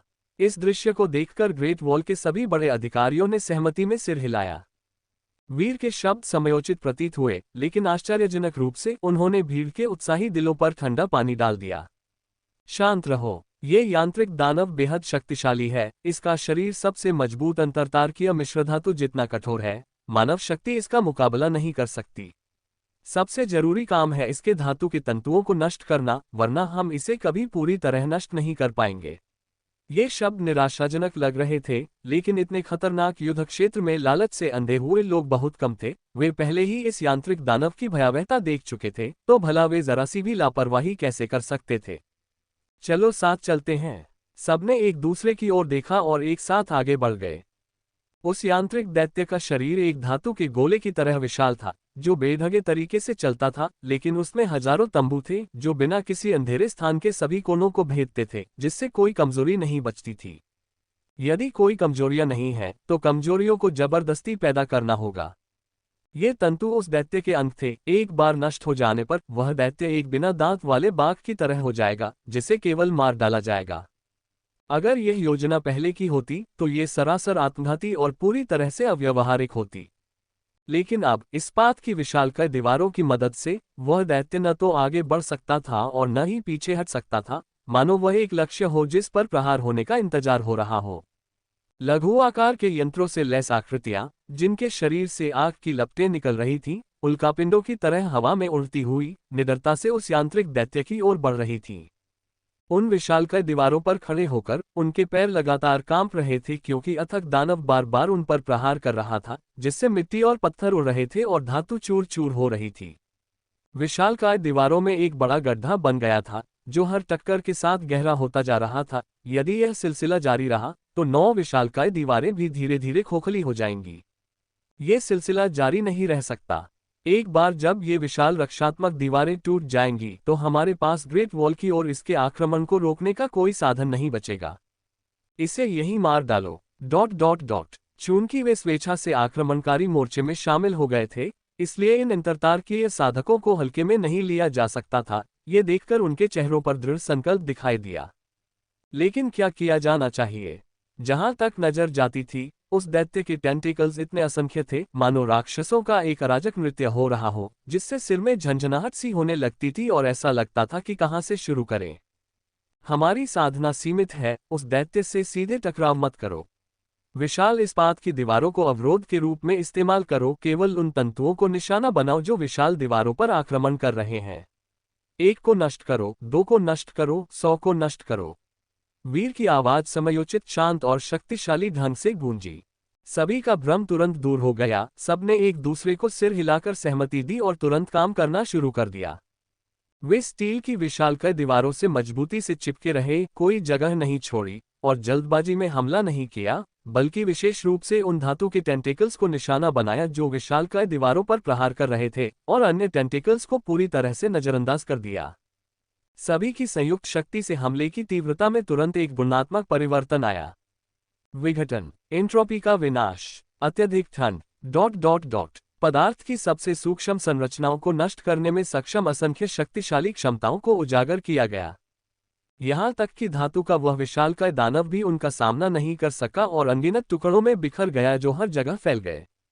उस यांत्रिक राक्षस को भारी नुकसान पहुंचा, मानो वह पूरी तरह से क्रोधित हो गया हो और अधिक हिंसक हो गया हो।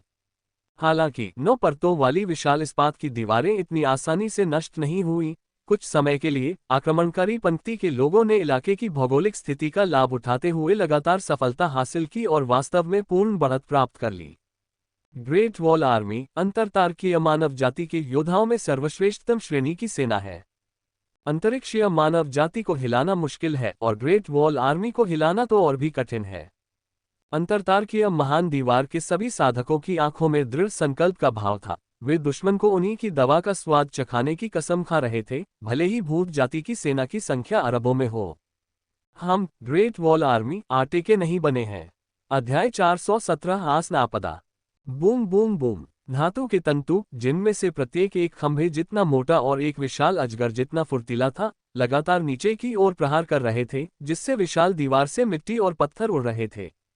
इससे भी बढ़कर दर्जनों तंतु एक ड्रिल जैसी आकृति में एकत्रित हो गए, जो लगातार विशाल दीवार में गहराई तक छेद करते हुए एक बड़ा छेद करने का प्रयास कर रहे थे। धप धप धप। ऊर्जा के हमले निरंतर जारी थे। जीन शक्ति की धाराएं हवा को चीरती हुई बह रही थी। धातु का विघटन, ऊष्मीय ऊर्जा का निष्कर्षण, आणविक विस्फोट। धातु के तंतु असाधारण रूप से कठोर थे, मानव जाति द्वारा वर्तमान में खोजी गई सबसे मजबूत मिश्र धातु से कम नहीं, और पारंपरिक हमलों का उन पर कोई प्रभाव नहीं पड़ रहा था। केवल मिथक जीन की असाधारण शक्ति, भौतिकवाद के नियम का लाभ उठाते हुए ही उन्हें वास्तविक नुकसान पहुंचा सकती थी। आक्रमणकारी संरचना में मौजूद कई अंतरतारकीय साधक मिथक जीन के दांव में अच्छी तरह से पारंगत थे, और उन्होंने सूक्ष्म पदार्थों के दृष्टिकोण से धातु के तंतुओं को मौलिक रूप से नष्ट करने के लिए विभिन्न विचित्र क्षमताओं का उपयोग किया। कोई पदार्थ कितना भी कठोर क्यों न हो, जब तक वह ब्रह्मांड के मूलभूत नियमों का उपयोग करने के स्तर तक नहीं पहुंच जाता, तब तक वह परमाणुओं और अणुओं जैसे सूक्ष्म कणों से बना होता है। चाहे वह कितना भी कठोर क्यों न हो, आंतरिक विनाश उसे पूरी तरह से नष्ट कर सकता है। सभी ने इस कमजोरी को खोज निकाला, जो वास्तव में कमजोरी नहीं थी, और जीन शक्ति की खपत की परवाह किए बिना सूक्ष्म स्तर पर हमला किया। एक एक करके मोटी मोटी शाखाएं फट गईं, जिससे अनगिनत धातु के टुकड़े बिखर गए और खून की तरह तेल रिसने लगा। उस विशालकाय यांत्रिक प्राणी को भारी क्षति पहुंची। उसकी 1000 आंखें खून जैसे लाल प्रकाश से फट उठीं, और उसके असंख्य तंतु बेतहाशा और क्रूरता से बाहर की ओर झपटे। ये हजारों की संख्या में फैले हुए थे, कुछ सैकड़ों की संख्या में बड़े जाल बना रहे थे, कुछ मुट्ठी की तरह सिकुड़ रहे थे, कुछ ड्रिल की तरह आकार ले रहे थे। वे एक गर्जना के साथ नीचे गिर पड़े। उस विशालकाय राक्षस के नियंत्रण में मौजूद मुलायम, मोटे तंतु आश्चर्यजनक रूप से बहुमुखी थे। अगर वे अब भी अंतरतारकीय अंतरिक्ष में होते, बिना किसी सहायता के, चाहे वे अंतरतारकीय मानव हो या ग्रेट वॉल विश्वविद्यालय के छात्र, इस यांत्रिक दैत्य के सामने वे चींटियों से अलग नहीं होंगे, जो अपने पहले के साथियों की तरह पल भर में कुचलकर पेस्ट बन जाएंगे। लेकिन 9 विशाल दीवारों के सहारे उन्हें ऐसा लगा मानो वे खाली, बिना सहारे वाले अंतरतारकीय अंतरिक्ष में हों, और अपने सामने एक बड़े कछुए के खोल को घूर रहे हों। जब तक ये विशाल दीवार अटूट रहेगी, चाहे यह विशालकाय राक्षस कितना भी क्रूर क्यों न हो, उसके लिए उन्हें जरा सा भी नुकसान पहुंचाना मुश्किल होगा। प्राकृतिक सुरक्षा पर भरोसा करते हुए एक आदमी दर्रे को थामे रखता है, और 10,000 लोग भी उससे खोल नहीं सकते। यांत्रिक दानव के प्रहारों से इस्पात की विशालकाय दीवार गूंज उठी, लेकिन उसे हमेशा मजबूती से रोके रखा गया। आक्रमणकारी संरचना में मौजूद कई साधक विशाल दीवार के ऊपर खड़े थे, अपनी जीवन शक्ति को बहाल करने के लिए विभिन्न औषधियों का सेवन कर रहे थे। हालांकि उनके शरीर जीन शक्ति से ओतप्रोत थे, जिससे अंतरतारकीय क्षेत्र में हलचल मच गई और ऊर्जा की धाराएं ज्वार की तरह उमड़ पड़ी, जो विशालकाय राक्षस के विशाल शरीर पर बमबारी कर रही थी। हालांकि वह विशालकाय राक्षस राजसी और विशाल था, और उसका शरीर कठोर और कुछ समय के लिए हिलाना मुश्किल था, लेकिन उस पर लगातार हमले हो रहे थे, और उसकी चोटें बढ़ती गईं, जिसके परिणामस्वरूप अंततः उसके तंतु एक एक करके टूटने लगे, जिससे वह नुकसान में आ गया। कुछ समय के लिए हमलावर टुकड़ी में मौजूद कई तोपों और तोपों ने भी इस पर बमबारी की, जिससे ये बार बार हिलने लगा और आगे बढ़ने में असमर्थ हो गया। मैदान पर अधिकांश मनुष्यों ने पूरी तरह से वर्चस्व हासिल कर लिया। हमने इसे रोक दिया, हमने इसे रोक दिया। वह विशालकाय राक्षस अब चीन की महान दीवार के पास नहीं आ सकता। भूत जाति की सभी यांत्रिक सेनाओं को यही नष्ट कर दिया जाएगा। ... भीड़ की संयुक्त शक्ति ने अंतरतारकीय युद्ध क्षेत्र के पतन को उलट दिया। ग्रेट वॉल के अंदर और बाहर मौजूद अनगिनत मनुष्यों को बहुत प्रोत्साहन मिला, और इस दृश्य का सीधा प्रसारण सभी अंतरतारकीय मनुष्यों के लिए भी किया गया, जिससे उल्लास की लहर दौड़ गई। मानव जाति के स्तंभ ग्रेट वॉल आर्मी से यही उम्मीद थी। अंतरतारकीय महान दीवार के साथ हमारा मानव जाति का तारामंडल चट्टान की तरह स्थिर और अविचल है। ग्रेट वॉल जिंदाबाद, ग्रेट वॉल जिंदाबाद। इस दृश्य को देखने वाले अधिकांश लोग लगातार जयकारे लगा रहे थे, लेकिन कुछ शांत व्यक्ति अभी भी मैदान पर हो रहे बदलावों पर बारीकी से नजर रखे हुए थे। हजारों वर्षों के दौरान मानव जाति ने कम से कम 100 नस्लीय युद्धों का सामना किया है, जिनमें से प्रत्येक लंबे समय तक चला है। स्टार डोमेन को पार कर चुकी घोस्ट रेस ने जबरदस्त गति पकड़ ली थी और वे इतनी आसानी से हार मानने वाले नहीं थे। युद्ध अभी शुरू ही हुआ था। हालांकि ऐसा प्रतीत होता था कि मानव जाति को कुछ समय के लिए लाभ मिल गया है, लेकिन जब तक यह अंतिम विजय में तब्दील नहीं हो जाता, तब तक कई कारक मौजूद थे और अंतिम परिणाम अभी भी अनिश्चित था। स्वयं युद्ध क्षेत्र में मौजूद होने के कारण वीर इस बात को और भी अच्छी तरह समझ गया था। उसकी निगाहें युद्ध क्षेत्र में हो रहे परिवर्तनों पर टिकी हुई थीं। क्या ये यांत्रिक दानव सचमुच इतना अनाड़ी है? क्या इसमें बिल्कुल भी गतिशीलता नहीं है? हालांकि यह विशालकाय राक्षस प्रकट होते ही जबरदस्त ताकत के साथ आगे बढ़ा और उसमें बदलाव के कोई संकेत नहीं दिखे। लेकिन वीर सभी को एकजुट करके कमजोरों के साथ मिलकर बलवानों को हराना चाहता था, जो एक पतली रस्सी पर नाचने और चाकुओं के पहाड़ पर चलने जैसा था। उसे सभी बदलावों पर विचार करना था और जरा भी लापरवाही नहीं कर सकता था। यदि कोई बदलाव होता है और वे समय पर प्रतिक्रिया नहीं दे पाते हैं, तो इससे तुरंत एक ऐसा पतन हो जाएगा जिसे ठीक करना असंभव होगा। यदि किसी लाभ को जीत में परिवर्तित नहीं किया जा सकता है, तो वह अंततः बेकार है, सिवाय देखने में अच्छा लगने के। इस विशालकाय राक्षस के पास असीमित ऊर्जा थी। यदि वे इसी तरह गतिरोध बनाए रखते, तो उनके जीतने की कोई संभावना नहीं थी। लोहा जब गर्म हो तब चोट करो। आक्रमणकारी दल के लोगों ने बढ़त हासिल कर ली और भी जोरदार हमला किया, मानो जीन शक्ति पूरी तरह से मुक्त हो गई हो और इसे यही पूरी तरह से नष्ट करने की कसम खाए। कुछ समय तक यांत्रिक दैत्य प्रहारों से बार बार दहाड़ता रहा, लेकिन फिर भी वह और करीब नहीं आ सका। अंतरतार्कीय साधकों की बढ़त लगातार बढ़ती जा रही थी और ऐसा लग रहा था कि वे जीत के करीब पहुंच रहे हैं। उस यांत्रिक दैत्य के तंतु लगभग आधे टूटे हुए थे, जिससे वह बिना पंजों वाले बाघ की तरह हो गया था, जो केवल भयावह रूप से दहाड़ सकता था, लेकिन इसका कोई फायदा नहीं था। क्या यह अंततः सफल होगा? असंख्य निगाहें उम्मीदों से भरी हुई एक जगह पर टिक गईं। क्या यही अंत है? वीर ने इसे उस तरह से नहीं देखा। उसके भीतर अचानक ही एक तरह की घबराहट पैदा हो गई। जहां धुआं है वहीं आग है। उन्होंने सन वुकोन पौराणिक मार्ग का अनुसरण किया, जिसमें उन्होंने दाओ हॉट जीन और माइंड जीन को एकीकृत किया, जिससे उनकी टेलीपैथी सबसे संवेदनशील हो गई, जो अदृश्य में छिपे खतरों को महसूस करने में सक्षम है। यह विशालकाय यांत्रिक यंत्र अकेले ही आगे बढ़ा। क्या इसे सचमुच लगा था कि यह अकेले ही पूरी अंतरतार्कीय महान दीवार पर हमला कर सकता है? ये जानना आवश्यक है कि ग्रेट वॉल के भीतर कई मार्शल तैनात थे, जिनमें से प्रत्येक एक शक्तिशाली साधक था, जो अपने भौतिक शरीर के साथ ब्रह्मांड में स्वतंत्र रूप से विचरण करने में सक्षम था। उनका जीवन उच्च स्तर तक विकसित हो चुका था। हालांकि वे मनुष्य थे, उन्हें एक अलग प्रकार का जीव भी कहा जा सकता है। ये भूत जाति भी ब्रह्मांड में एक सजीव जाति थी। उनके लिए इस बात पर ध्यान न देना असंभव था। उसे धीरे धीरे यह महसूस होने लगा कि कुछ गड़बड़ है। इस समय आक्रमणकारी पंक्ति में मौजूद लोग अपनी अपार बढ़त को देखते हुए अपने चेहरों पर अधीरता को छिपा नहीं सके। कुछ तो विशालकाय राक्षस को मारने का श्रेय लेने के लिए दीवार से नीचे तक दौड़ पड़े थे। श्रेय का लालच और जल्दबाजी, ये बुरा है। वीर के चेहरे के भाव एकदम बदल गए। संकट की उसकी अनुभूति और भी तीव्र हो गई और वह जोर से चिल्लाया, बूम! लेकिन अगले ही पल युद्ध के मैदान पर स्थिति नाटकीय रूप से बदल चुकी थी। उस विशालकाय राक्षस की 1000 आंखें अचानक लाल रोशनी से फूट पड़ीं, जो तेजी से झिलमिला रही थीं, और कई धमाकों के साथ धातु के तंतु वास्तव में एक दूसरे के साथ जुड़ गए, आपस में लिपट गए और मोटे और बड़े होते चले गए। कोमल तंतु धीरे धीरे कठोर धातु के खंभों में बदल गए, अंगों की तरह दीवार को जकड़कर उसके विशाल शरीर को सहारा देते हुए एक 4 पैरों वाले 6 अंगों वाले दैत्य में परिवर्तित हो गए, जो खड़ा हो गया, अपने 6 पैरों को फैलाकर भयंकर आभा के साथ आगे बढ़ा। अब उसमें पहले जैसी कोई अनाड़ीपन नहीं दिख रही थी।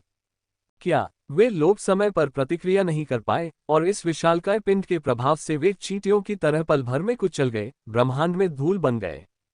Boom boom boom! यांत्रिक दैत्य दीवार पर दौड़ने लगा, हर कदम पर चौंकाने वाले पदचिह्न छोड़ता हुआ, लगातार कांपता हुआ आगे बढ़ता गया। इसकी तंतु शरीर के भीतर सिमट गए, जिससे एक मोटा, कठोर धातु का कवच बन गया, जो जीन शक्ति के प्रभाव का सीधे प्रतिरोध करता था। लगातार दरारें पड़ती रहती थीं और चौंकाने वाले घाव दिखाई देते थे। लेकिन इसके शरीर के भीतर कोशिकाओं जैसे यांत्रिक प्राणियों ने इसकी मूलभूत इकाइयों का निर्माण किया, जो लगातार स्वयं को पुनर्स्थापित करते रहे और आश्चर्यजनक रूप से ठीक होने की शक्ति का प्रदर्शन करते रहे।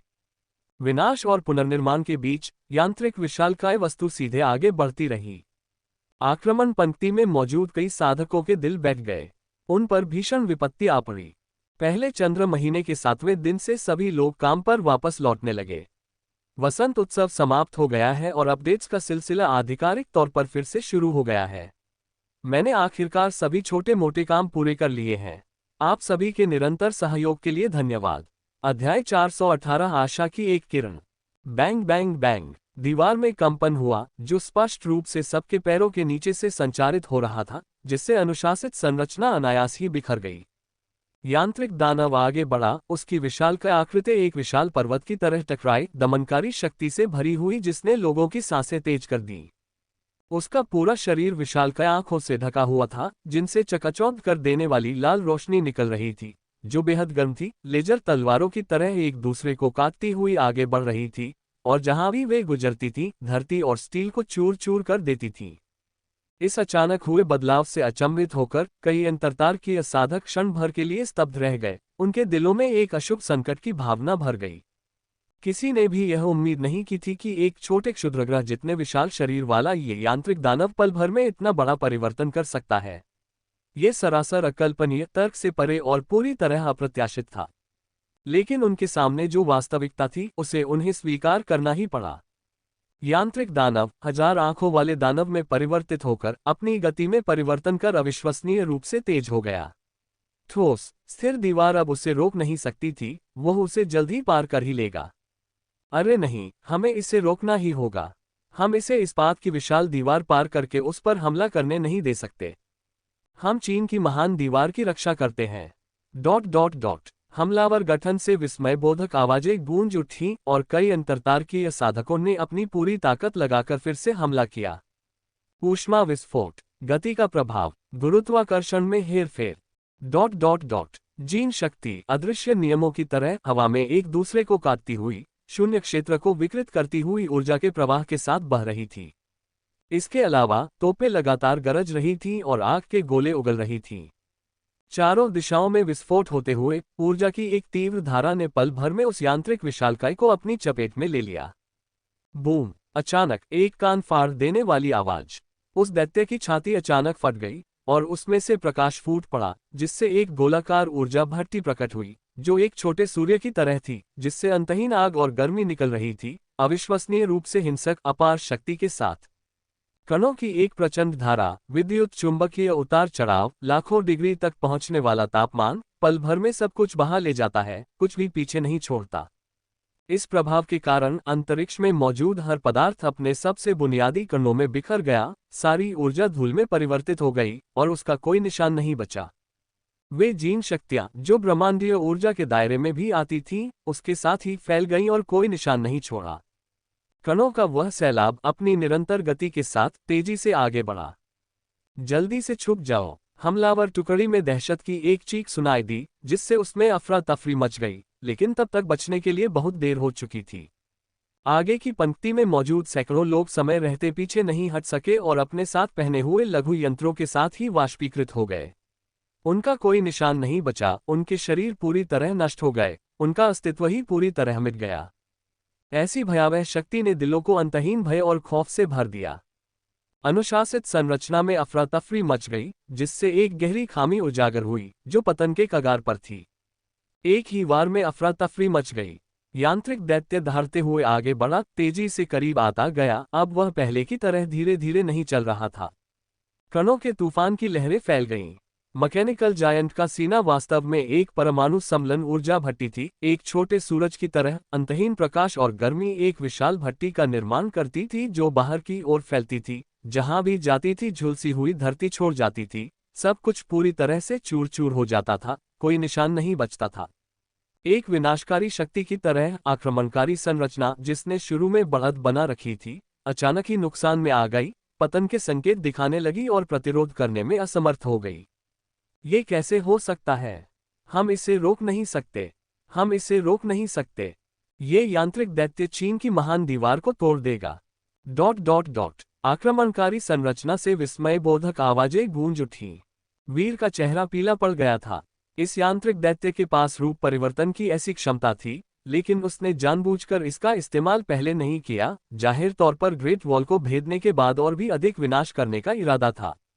ये चीन की महान दीवार को तोड़ने के उद्देश्य से किया गया एक घातक हमला था। अब इस्पात की विशाल दीवार और आक्रमणकारी संरचना के कई साधकों द्वारा अवरुद्ध होने के कारण उसके पास इसका उपयोग करने के अलावा कोई विकल्प नहीं था। हत्या की रणनीति का जल्दी पता चलना निश्चित रूप से एक अच्छी बात थी, लेकिन युद्ध के मैदान में इस यांत्रिक दैत्य का सीधे सामना करने पर यह एहसास बिल्कुल भी अच्छा नहीं था। यह सचमुच निराशाजनक था, पूरी तरह से अनियंत्रित। हमें इस यांत्रिक दैत्य को रोकने का कोई रास्ता ढूंढना ही होगा। हम इसे चीन की महान दीवार के पास नहीं आने दे सकते। हम पीछे नहीं हट सकते। अपनी निराशा में उनके भीतर एक अविश्वसनीय रूप से दृढ़ विश्वास उत्पन्न हुआ। पल भर में उन्होंने आपस में संवाद किया और एक आम सहमति पर पहुंच गए। ग्रेट वॉल लीजन के योद्धा होने के नाते उनके पास पीछे हटने का कोई रास्ता नहीं था और वे पीछे हट भी नहीं सकते थे। जिस स्थान पर वे खड़े थे वह मानव तारामंडल की सीमा थी। उनके पीछे अंतरतारकीय मनुष्यों का विशाल क्षेत्र फैला हुआ था। यदि वे पीछे हटते हैं तो विशाल अंतरतारकीय मानवों में से कौन उन्हें रोक सकता है? उनके पीछे कोई नहीं, पीछे हटने की कोई जगह नहीं। हमें पीछे नहीं हटना चाहिए। वापस जाओ। क्रोध और अवज्ञा से भरी गर्जनाएं स्टार डोमेन में गूंज उठीं। अंतरतारकीय योद्धाओं के चेहरे लाल हो गए। उन्होंने अपनी पूरी ताकत लगा दी और उनके शरीर से शक्तिशाली कंपन की लहरें उमड़ पड़ी। ज्वाला, बिजली, तेज हवाएं, अंतरिक्ष के शांत शून्य में ऊर्जा की धाराएं उमड़ पड़ी जो सब कुछ बहा ले गईं। एक भयंकर तूफान की तरह इसने पल भर में उस यांत्रिक विशालकाय को घेर लिया, मानो कोई चक्की उसे पीसकर धूल में मिला देने पर तुली हो। सभी ने अपनी पूरी ताकत लगाकर उस विशालकाय पर प्रहार किया, जिससे उसके पूरे शरीर पर चिंगारियां उड़ने लगीं और वह थोड़ा सा डगमगा गया। लेकिन उसका विशालकाय शरीर अडिग होकर आगे बढ़ता रहा। आक्रमणकारी दल के लोग बिना पीछे हटे चींटियों की तरह एक विशाल पेड़ को हिलाने की कोशिश करते हुए आगे बढ़े। एक एक करके वे तब तक लड़ते रहे जब तक उनकी सारी ऊर्जा समाप्त नहीं हो गई, थकान से चूर होकर गिर पड़े और आगे लड़ने में असमर्थ हो गए। बचाव पोत हवा को चीरते हुए आगे बढ़े और उन्हें वापस ग्रेट वॉल के पिछले हिस्से में ले गए ताकि उन्हें वहां से निकाला जा सके। लेकिन यांत्रिक दैत्य की छाती में स्थित छोटा सा सूर्य, जो परमाणु सम्मेलन द्वारा संचालित था, लगभग अक्षय था, जिससे कणों के तूफानों की लहरें उत्पन्न होती थीं जो हवा में फैल जाती थीं, अविश्वसनीय रूप से हिंसक होती थीं और अपने आसपास की हर चीज को बहा ले जाती थीं। चाहे वो अंतरिक्ष यान हो या अंतरतारकीय योद्धा, सभी तूफान में खतरनाक ढंग से डगमगा रहे थे, किसी भी क्षण नष्ट होने के खतरे में थे। प्रतिरोध करना तो दूर, केवल खुद को बचाना भी बेहद मुश्किल था। अगर यही सिलसिला जारी रहा तो हार निश्चित होगी, कोई दूसरा विकल्प नहीं बचेगा। इस्पात की विशाल दीवार न केवल यांत्रिक दैत्य के आक्रमण को रोकने में असमर्थ थी, बल्कि आक्रमणकारी गठन के कई योद्धा भी कागज की मूर्तियों की तरह बार बार पीछे हटते रहे। स्थिति लगातार गंभीर होती जा रही थी। क्या ये सब सचमुच ऐसे ही खत्म हो गया? हम इसे रोक नहीं सकते। हमारी सारी मेहनत अंततः व्यर्थ हो गई। चाहे वे युद्ध के मैदान पर हो या उससे बाहर, इस दृश्य को देखने वालों के दिल डगमगा उठे। अनुशासित संरचना धीरे धीरे बिखरती चली गई, पतन के कगार पर पहुंच गई। वीर मैदान पर हो रहे बदलावों को ध्यान से देखता रहा और उसका चेहरा भी बेहद गंभीर हो गया।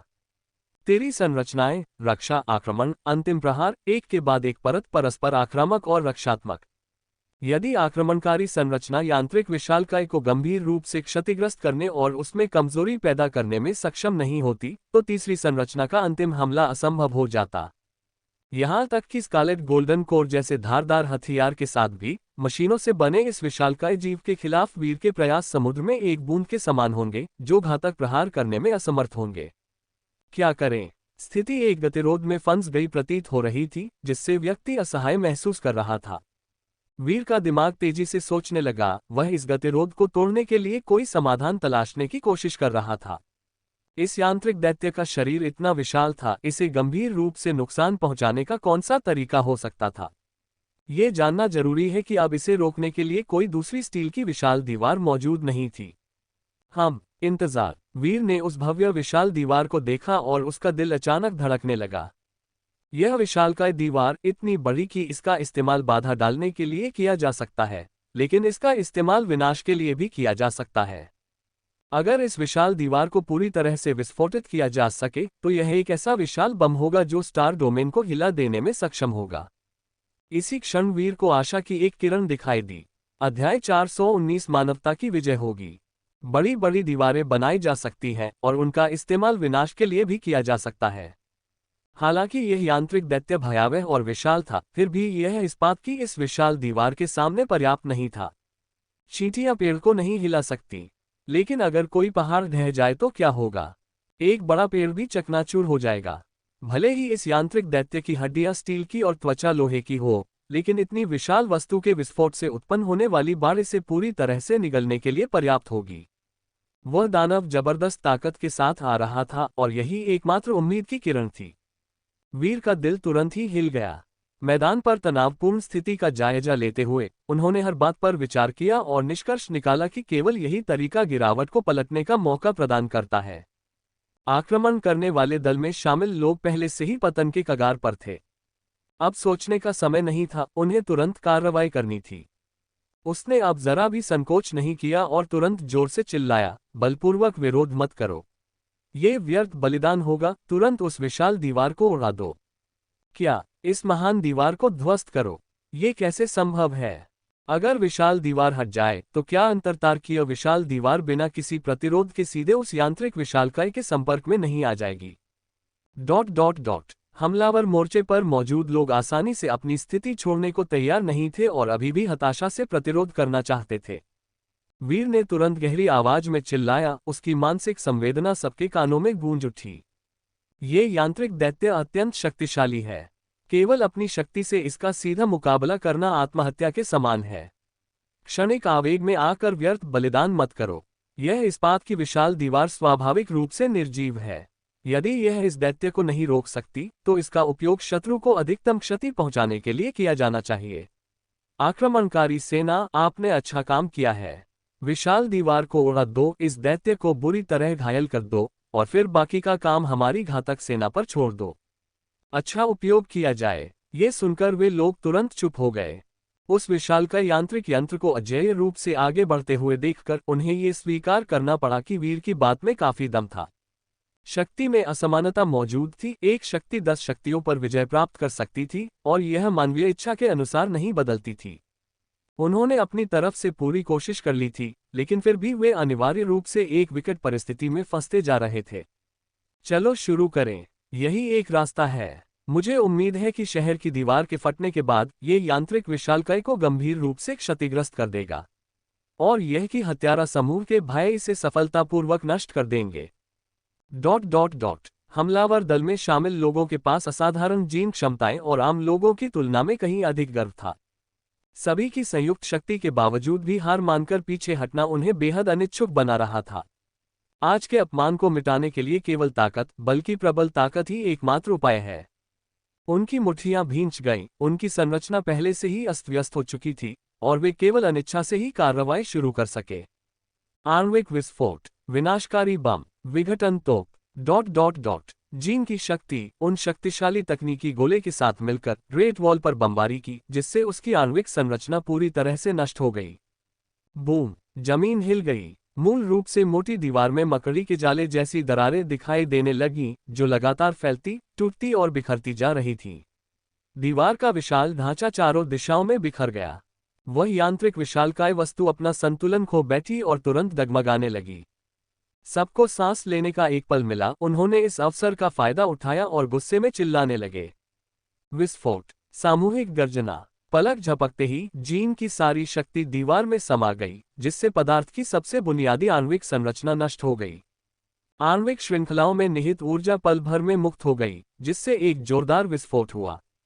सभी अणु बारीक पाउडर में तब्दील हो गए, फैल गए और वे जहां भी गए वहां विनाश छा गया।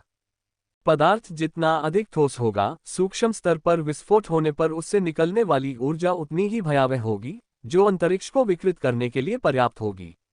यहां तक कि देखने में साधारण सी लगने वाली मिट्टी और पत्थर भी सबसे भयानक बम की तरह फट सकते हैं।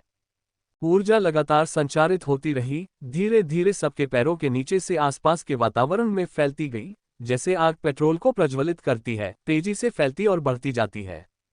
बैंग बैंग बैंग, डोमिनोज की तरह ढहते हुए, लगातार फैलते और जुड़ते हुए ऊर्जा एक के बाद एक फूटती रही। 300 किलोमीटर से अधिक लंबी दीवार का अचानक बिखर जाना किस प्रकार की अवधारणा थी। धूल एक कणिकीय हवा में बदल गई, जो पूरे अंतरतारकीय अंतरिक्ष में फैल गई, मानो कोई रेत का तूफान लगातार घूमता हुआ हो और पल भर में यांत्रिक विशालकाय को घेर लिया, हिंसक रूप से टकराया, जिससे चमकदार चिंगारियां निकली जो अंतहीन रूप से बिखरती रहीं। अभिनय करने वाले कई इंटरस्टेलर वॉरियर्स भी भयभीत दिख रहे थे। भागो! अपनी पूरी जीन शक्ति का इस्तेमाल करने के बाद उन्होंने परिणाम की ओर देखा तक नहीं, तुरंत तेजी से भागने लगे, जितना संभव हो सके उतनी दूर जाने की इच्छा से। केवल विशाल दीवार ही बची रही, जो एक ब्रह्मांडीय रेत के तूफान में तब्दील हो गई और उस दैत्य को अपने भीतर समा लिया। कणों का प्रवाह तूफान जैसा था, ऊर्जाएं टकरा रही थीं, चारों ओर पूर्ण अराजकता का दृश्य था। कुछ समय के लिए अंतरतारकीय अंतरिक्ष में अफरा तफरी मच गई थी। कणों के तूफान ने उसमें मौजूद हर चीज को नष्ट कर दिया था। सभी तकनीकी साधन और अन्वेषण क्षमताएं अपनी प्रभावशीलता खो बैठी थीं, ठीक वैसे ही जैसे ब्रह्मांड के बिग बैंग की शुरुआत में दृश्य था, एक भयावह, निर्जीव धूसर विस्तार। क्या ये सफल रहा? क्या इससे यांत्रिक विशालकाय जीव नष्ट हो जाएगा? आशा करते हैं। आंखों के जोड़े घबराहट से इस दृश्य को देख रहे थे, उनके दिल अनायास ही तेजी से धड़क रहे थे। असंभव, लेकिन वीर के मन में ऐसे भोले भाले विचार नहीं थे। यांत्रिक दैत्य का शरीर एक अज्ञात अंतरतारकीय मिश्र धातु से निर्मित था, जो मानवता की सबसे शक्तिशाली तकनीक से भी कहीं अधिक उन्नत था। साधारण पदार्थ के विस्फोट से ही उसका पूर्णतः विनाश संभव नहीं था। असली कठिन लड़ाई तो अभी शुरू हुई थी, बस थोड़ा सा ही बाकी है। योद्धाओं और छात्रों की इस संयुक्त सेना ने जो उपलब्धि हासिल की है, वह वाकई सराहनीय है। अब वे वापस आ सकते हैं। जी हाँ, अब हमारी बारी है कार्रवाई करने की। ग्रेट वॉल पर वे बड़े बड़े लोग अपनी तीक्ष्ण निगाहों से कणों के तूफान पर अपनी निगाहें गड़ाए हुए थे, सभी गहरी आवाजों में चिल्ला रहे थे। रुको! इसी क्षण स्टार वॉर मार्शल ने कहा, अभी भी एक आखिरी टीम बची है जिसने कोई कदम नहीं उठाया है। वे कार्रवाई के लिए पूरी तरह तैयार हैं। अगर हम उन्हें अभी जाने के लिए मजबूर करते हैं, तो इससे उनका युद्ध संकल्प कमजोर पड़ सकता है और उनके दिलों में एक अमिट मनोवैज्ञानिक छाया रह सकती है, जिससे उनकी साधना में आगे बढ़ना मुश्किल हो जाएगा।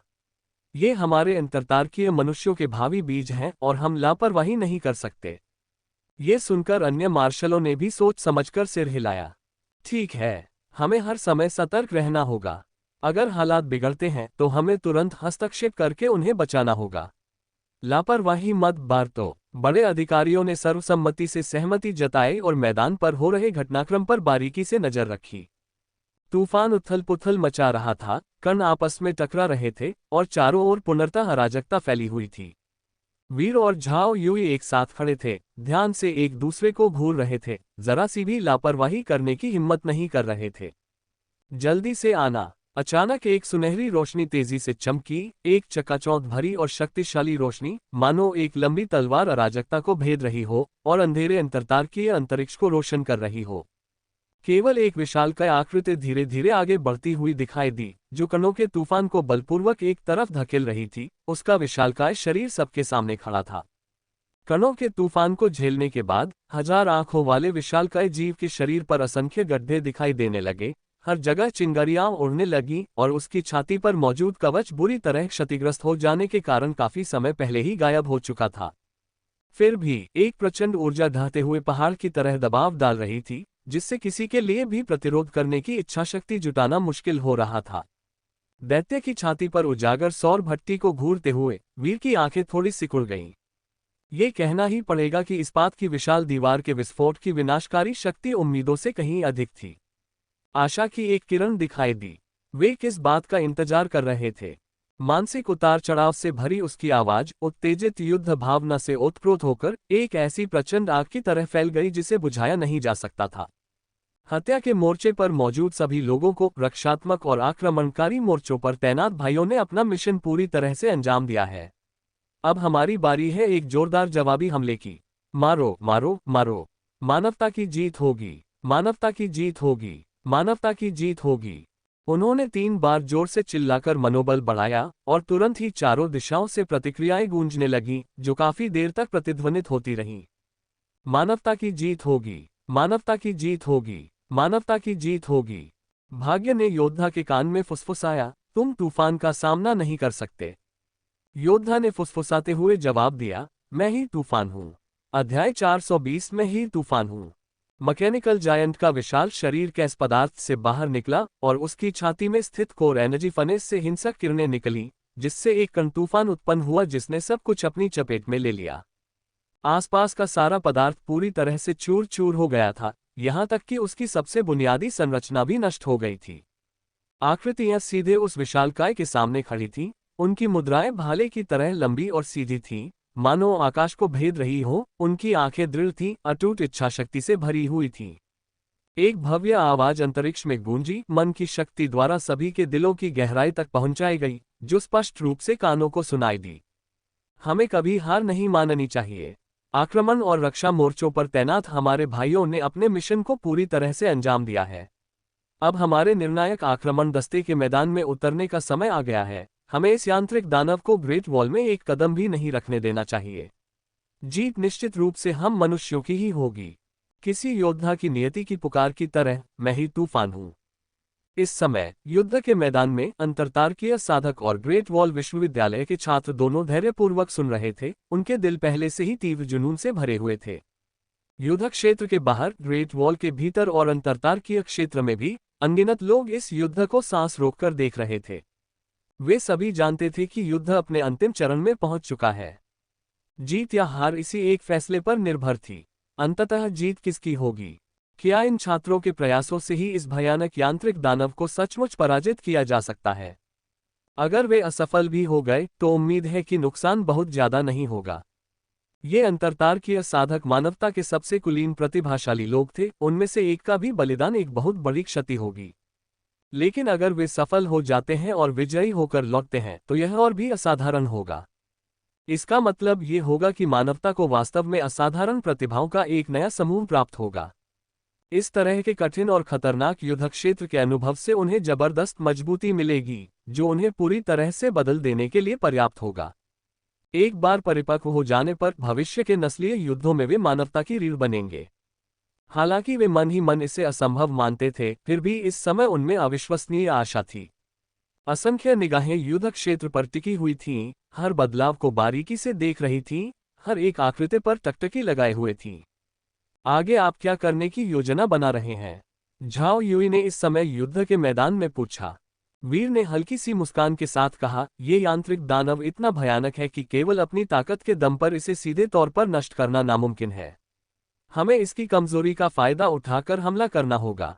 दरअसल यांत्रिक दानव को पहले ही भारी नुकसान हो चुका है, अब हमारे पास जीत की 30% संभावना है। कमजोरी? कैसी कमजोरी? झाओ युई ने उत्सुकता से पूछा और उसके पीछे मौजूद जेनेवू सोसाइटी के लोगों ने भी उसकी ओर देखा। क्या तुमने वह सौर ऊर्जा से चलने वाली भट्टी देखी? वीर ने पलटकर पूछा। झाओ युई ने सिर हिलाया, उसके लिए इतने बड़े लक्ष्य को न देख पाना असंभव था। वीर ने धीमी आवाज में कहा, अगर मैं गलत नहीं हूं तो यहीं पर मैकेनिकल जायंट का ऊर्जा केंद्र स्थित है, जो परमाणु सम्मलन तकनीक के जरिए इसके विशाल शरीर को असीमित ऊर्जा प्रदान करता है। अन्यथा इतना बड़ा शरीर स्वतंत्र रूप से चल फिर नहीं सकता। ये सौर भट्टी इसकी शक्ति का स्रोत है, लेकिन यही इसकी सबसे बड़ी कमजोरी भी है। अगर हम इस ऊर्जा केंद्र को पूरी तरह से नष्ट कर दें तो क्या होगा? ये सुनकर झाओ युई की आंखें तुरंत चमक उठीं और उसे आखिरकार समझ आ गया कि वीर का आत्मविश्वास कहां से आता है। उन लोगों को इस्पात की विशाल दीवार को नष्ट करने का उनका पहले दिया गया निर्देश संभवतः ये दर्शाता है कि उन्होंने पहले ही इस विचार को अपने मन में बिठा लिया था। यदि इस सौर भट्टी को सचमुच सफलतापूर्वक नष्ट किया जा सके तो इसकी शक्ति इतनी अपार होगी कि स्वयं यांत्रिक विशालकाय भी पल भर में टुकड़े टुकड़े हो जाएगा और उसका कोई निशान नहीं बचेगा। लेकिन सुनने में ये जितना आसान लगता था, करना उतना ही मुश्किल था। सौर भट्टी देखने में बेहद उग्र प्रतीत होती थी, लेकिन वास्तव में इसका आंतरिक तापमान करोड़ों डिग्री तक पहुंच जाता था, जिससे एक अद्भुत संतुलन बना रहता था। इसमें डाली गई कोई भी चीज पल भर में वाष्पीकृत हो जाएगी, जिससे विनाश करना उतना आसान नहीं होगा जितना सोचा गया था। आप आगे कैसे बढ़ने की योजना बना रहे हैं? उसने फिर गहरी आवाज में पूछा। मुझे थोड़ा समय दो। मेरे पास एक ऐसा हथियार है जो इसकी सौर भट्टी को पल भर में नष्ट कर सकता है, लेकिन इसके लिए मुझे इसके पास पहुंचने का समय देना होगा। वीर ने गहरी आवाज में कहा। ठीक है, तो फिर यह मामला हम पर छोड़ दीजिए। मेरे पास झेनेवु हेगेमोनिक बॉडी नामक एक घातक चाल है जो एक विशाल धर्मरूप में परिवर्तित हो जाती है और लगभग 10 मिनट तक इस यांत्रिक दानव का डटकर मुकाबला करने में सक्षम है। झाओ युई ने जवाब दिया। तुम हमला करो और मैं भट्टी को उड़ाने का मौका लूंगा। वीर ने सिर हिलाया और कुछ ही समय में उन्होंने अपनी रणनीति बना ली। उन्होंने इतने लंबे समय तक सहयोग किया था कि उनमें एक दूसरे के बारे में पर्याप्त समझ और विश्वास विकसित हो गया था। ऐसे नाजुक क्षण में हिचकिचाहट की कोई गुंजाइश नहीं थी। ये पहले से ही कमजोरों और बलवानों के बीच एक कठिन लड़ाई थी। यदि वे हिचकिचाते तो उनके जीतने का कोई मौका ही नहीं होता। शुरू करो। यांत्रिक दैत्य को अराजकता से पूरी तरह बाहर निकलते देख वीर ने एकाग्र स्वर में चिल्लाए बिना नहीं रह सका। झाओ युई ने सिर हिलाया, उसका शरीर कांप उठा और तुरंत ही उसकी नाजुक दिखने वाली काया से उमड़ती हुई ची और रक्त प्रवाहित होकर एक मूर्त रूप में संघनित हो गया, जिससे 100 झांग ऊंची, गंभीर और प्राचीन चेहरे वाली एक स्त्री झेनेवु धर्मरूप का निर्माण हुआ, मानो पाताल लोक से कोई अमर बुद्ध अवतरित हुआ हो जो अटूट महिमा से परिपूर्ण हो। ची और रक्त आग की तरह थे, उनकी झुलसा देने वाली तीव्रता शून्य क्षेत्र में लहरें पैदा कर रही थी, लोगों के दिलों पर दबाव डाल रही थी। धप धप धप। महिला झेनेवु ने शून्य क्षेत्र में कदम रखते हुए आगे कदम बढ़ाया, जिससे एक जोरदार कंपन उत्पन्न हुई। बड़ी बहन तो पहले ही ऊपर जा चुकी है, हम पीछे नहीं रह सकते। बिल्कुल सही, हम झेनेवु सोसाइटी के लोग किसी से नहीं डरते। मारो मारो मारो। Dot dot dot. ज़ेनेवु सोसाइटी एक मार्शल आर्ट क्लब था और मार्शल आर्टिस्टों के पास मजबूत ची और रक्त था जो झाओ युई के धर्मरूप का अनुसरण करते हुए हवा में फैल रहे थे। Boom boom boom. मुंह के टकराए। महिला झेनेवु ने तुरंत ही यांत्रिक दैत्य से सीधे टक्कर ली। उसने ऊर्जा के किसी साधन का प्रयोग नहीं किया, केवल अपनी ताकत से उसका मुकाबला किया। एक हाथ यिन और एक हाथ यान की मुद्रा में उसकी चालें सर्पिलाकार और घुमावदार थीं, जो ताई ची का चित्रण करती थीं। हमला करते समय वह नाचती हुई आत्मा के सांप की तरह फुर्तीली और चालाक होकर चलती थी। स्थिर रहते समय वह एक पुराने कछुए की तरह जमी हुई माउंट ताई की तरह स्थिर होती थी। उसकी मुक्केबाजी भयंकर और शक्तिशाली थी, जिसमें ताकत धीरे धीरे बढ़ती जा रही थी।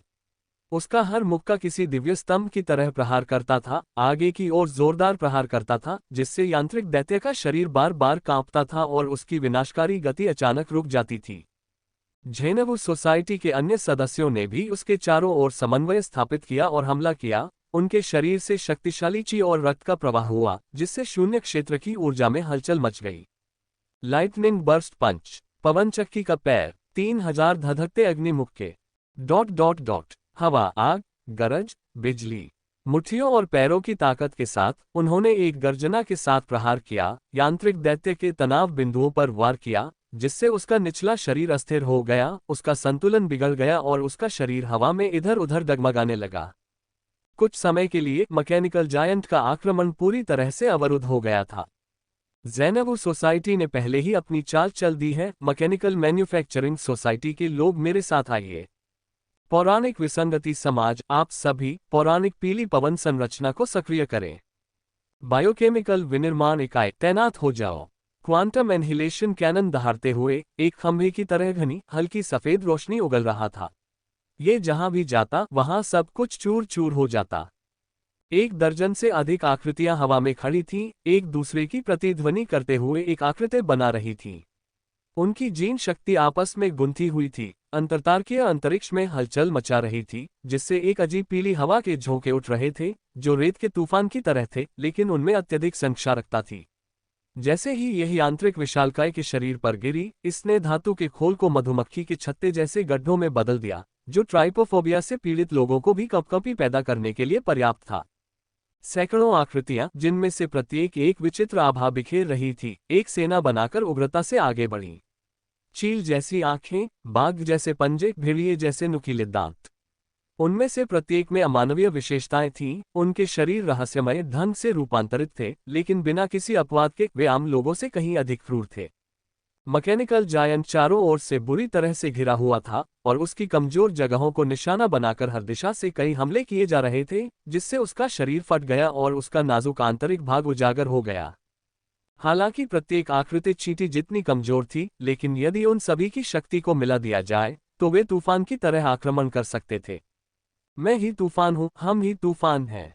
इस समय प्रत्येक मानव योद्धा की आंखों में हत्या करने का इरादा भरा हुआ था, जो एक तूफान में परिवर्तित होकर निर्दयता से हमला कर रहा था। वीर भी उनमें से एक था, उसकी आंखें चमक रही थीं। हालांकि मौजूदा हमला भीषण था, लेकिन ये केवल कुछ समय तक ही चल सकता था। मैकेनिकल जायंट को कभी भी मौलिक रूप से नुकसान नहीं पहुंचा था। मनुष्य की शक्ति की भी सीमा होती है, यदि उनकी शक्ति समाप्त हो जाए तो उनमें लड़ने की शक्ति नहीं रहेगी। एक तूफान विशाल पर्वत को नष्ट नहीं कर सकता। तो चलिए इस तूफान में और आग लगा देते हैं। इस पर्वत को ढहने दो और धरती को उलट पुलट होने दो। वीर के मन में हलचल मच गई और उसका शरीर उछल पड़ा, युद्ध क्षेत्र के तूफान में विलीन हो गया और वह अथक रूप से आगे बढ़ता रहा। अब हमारे मानवीय जवाबी हमले का समय आ गया है।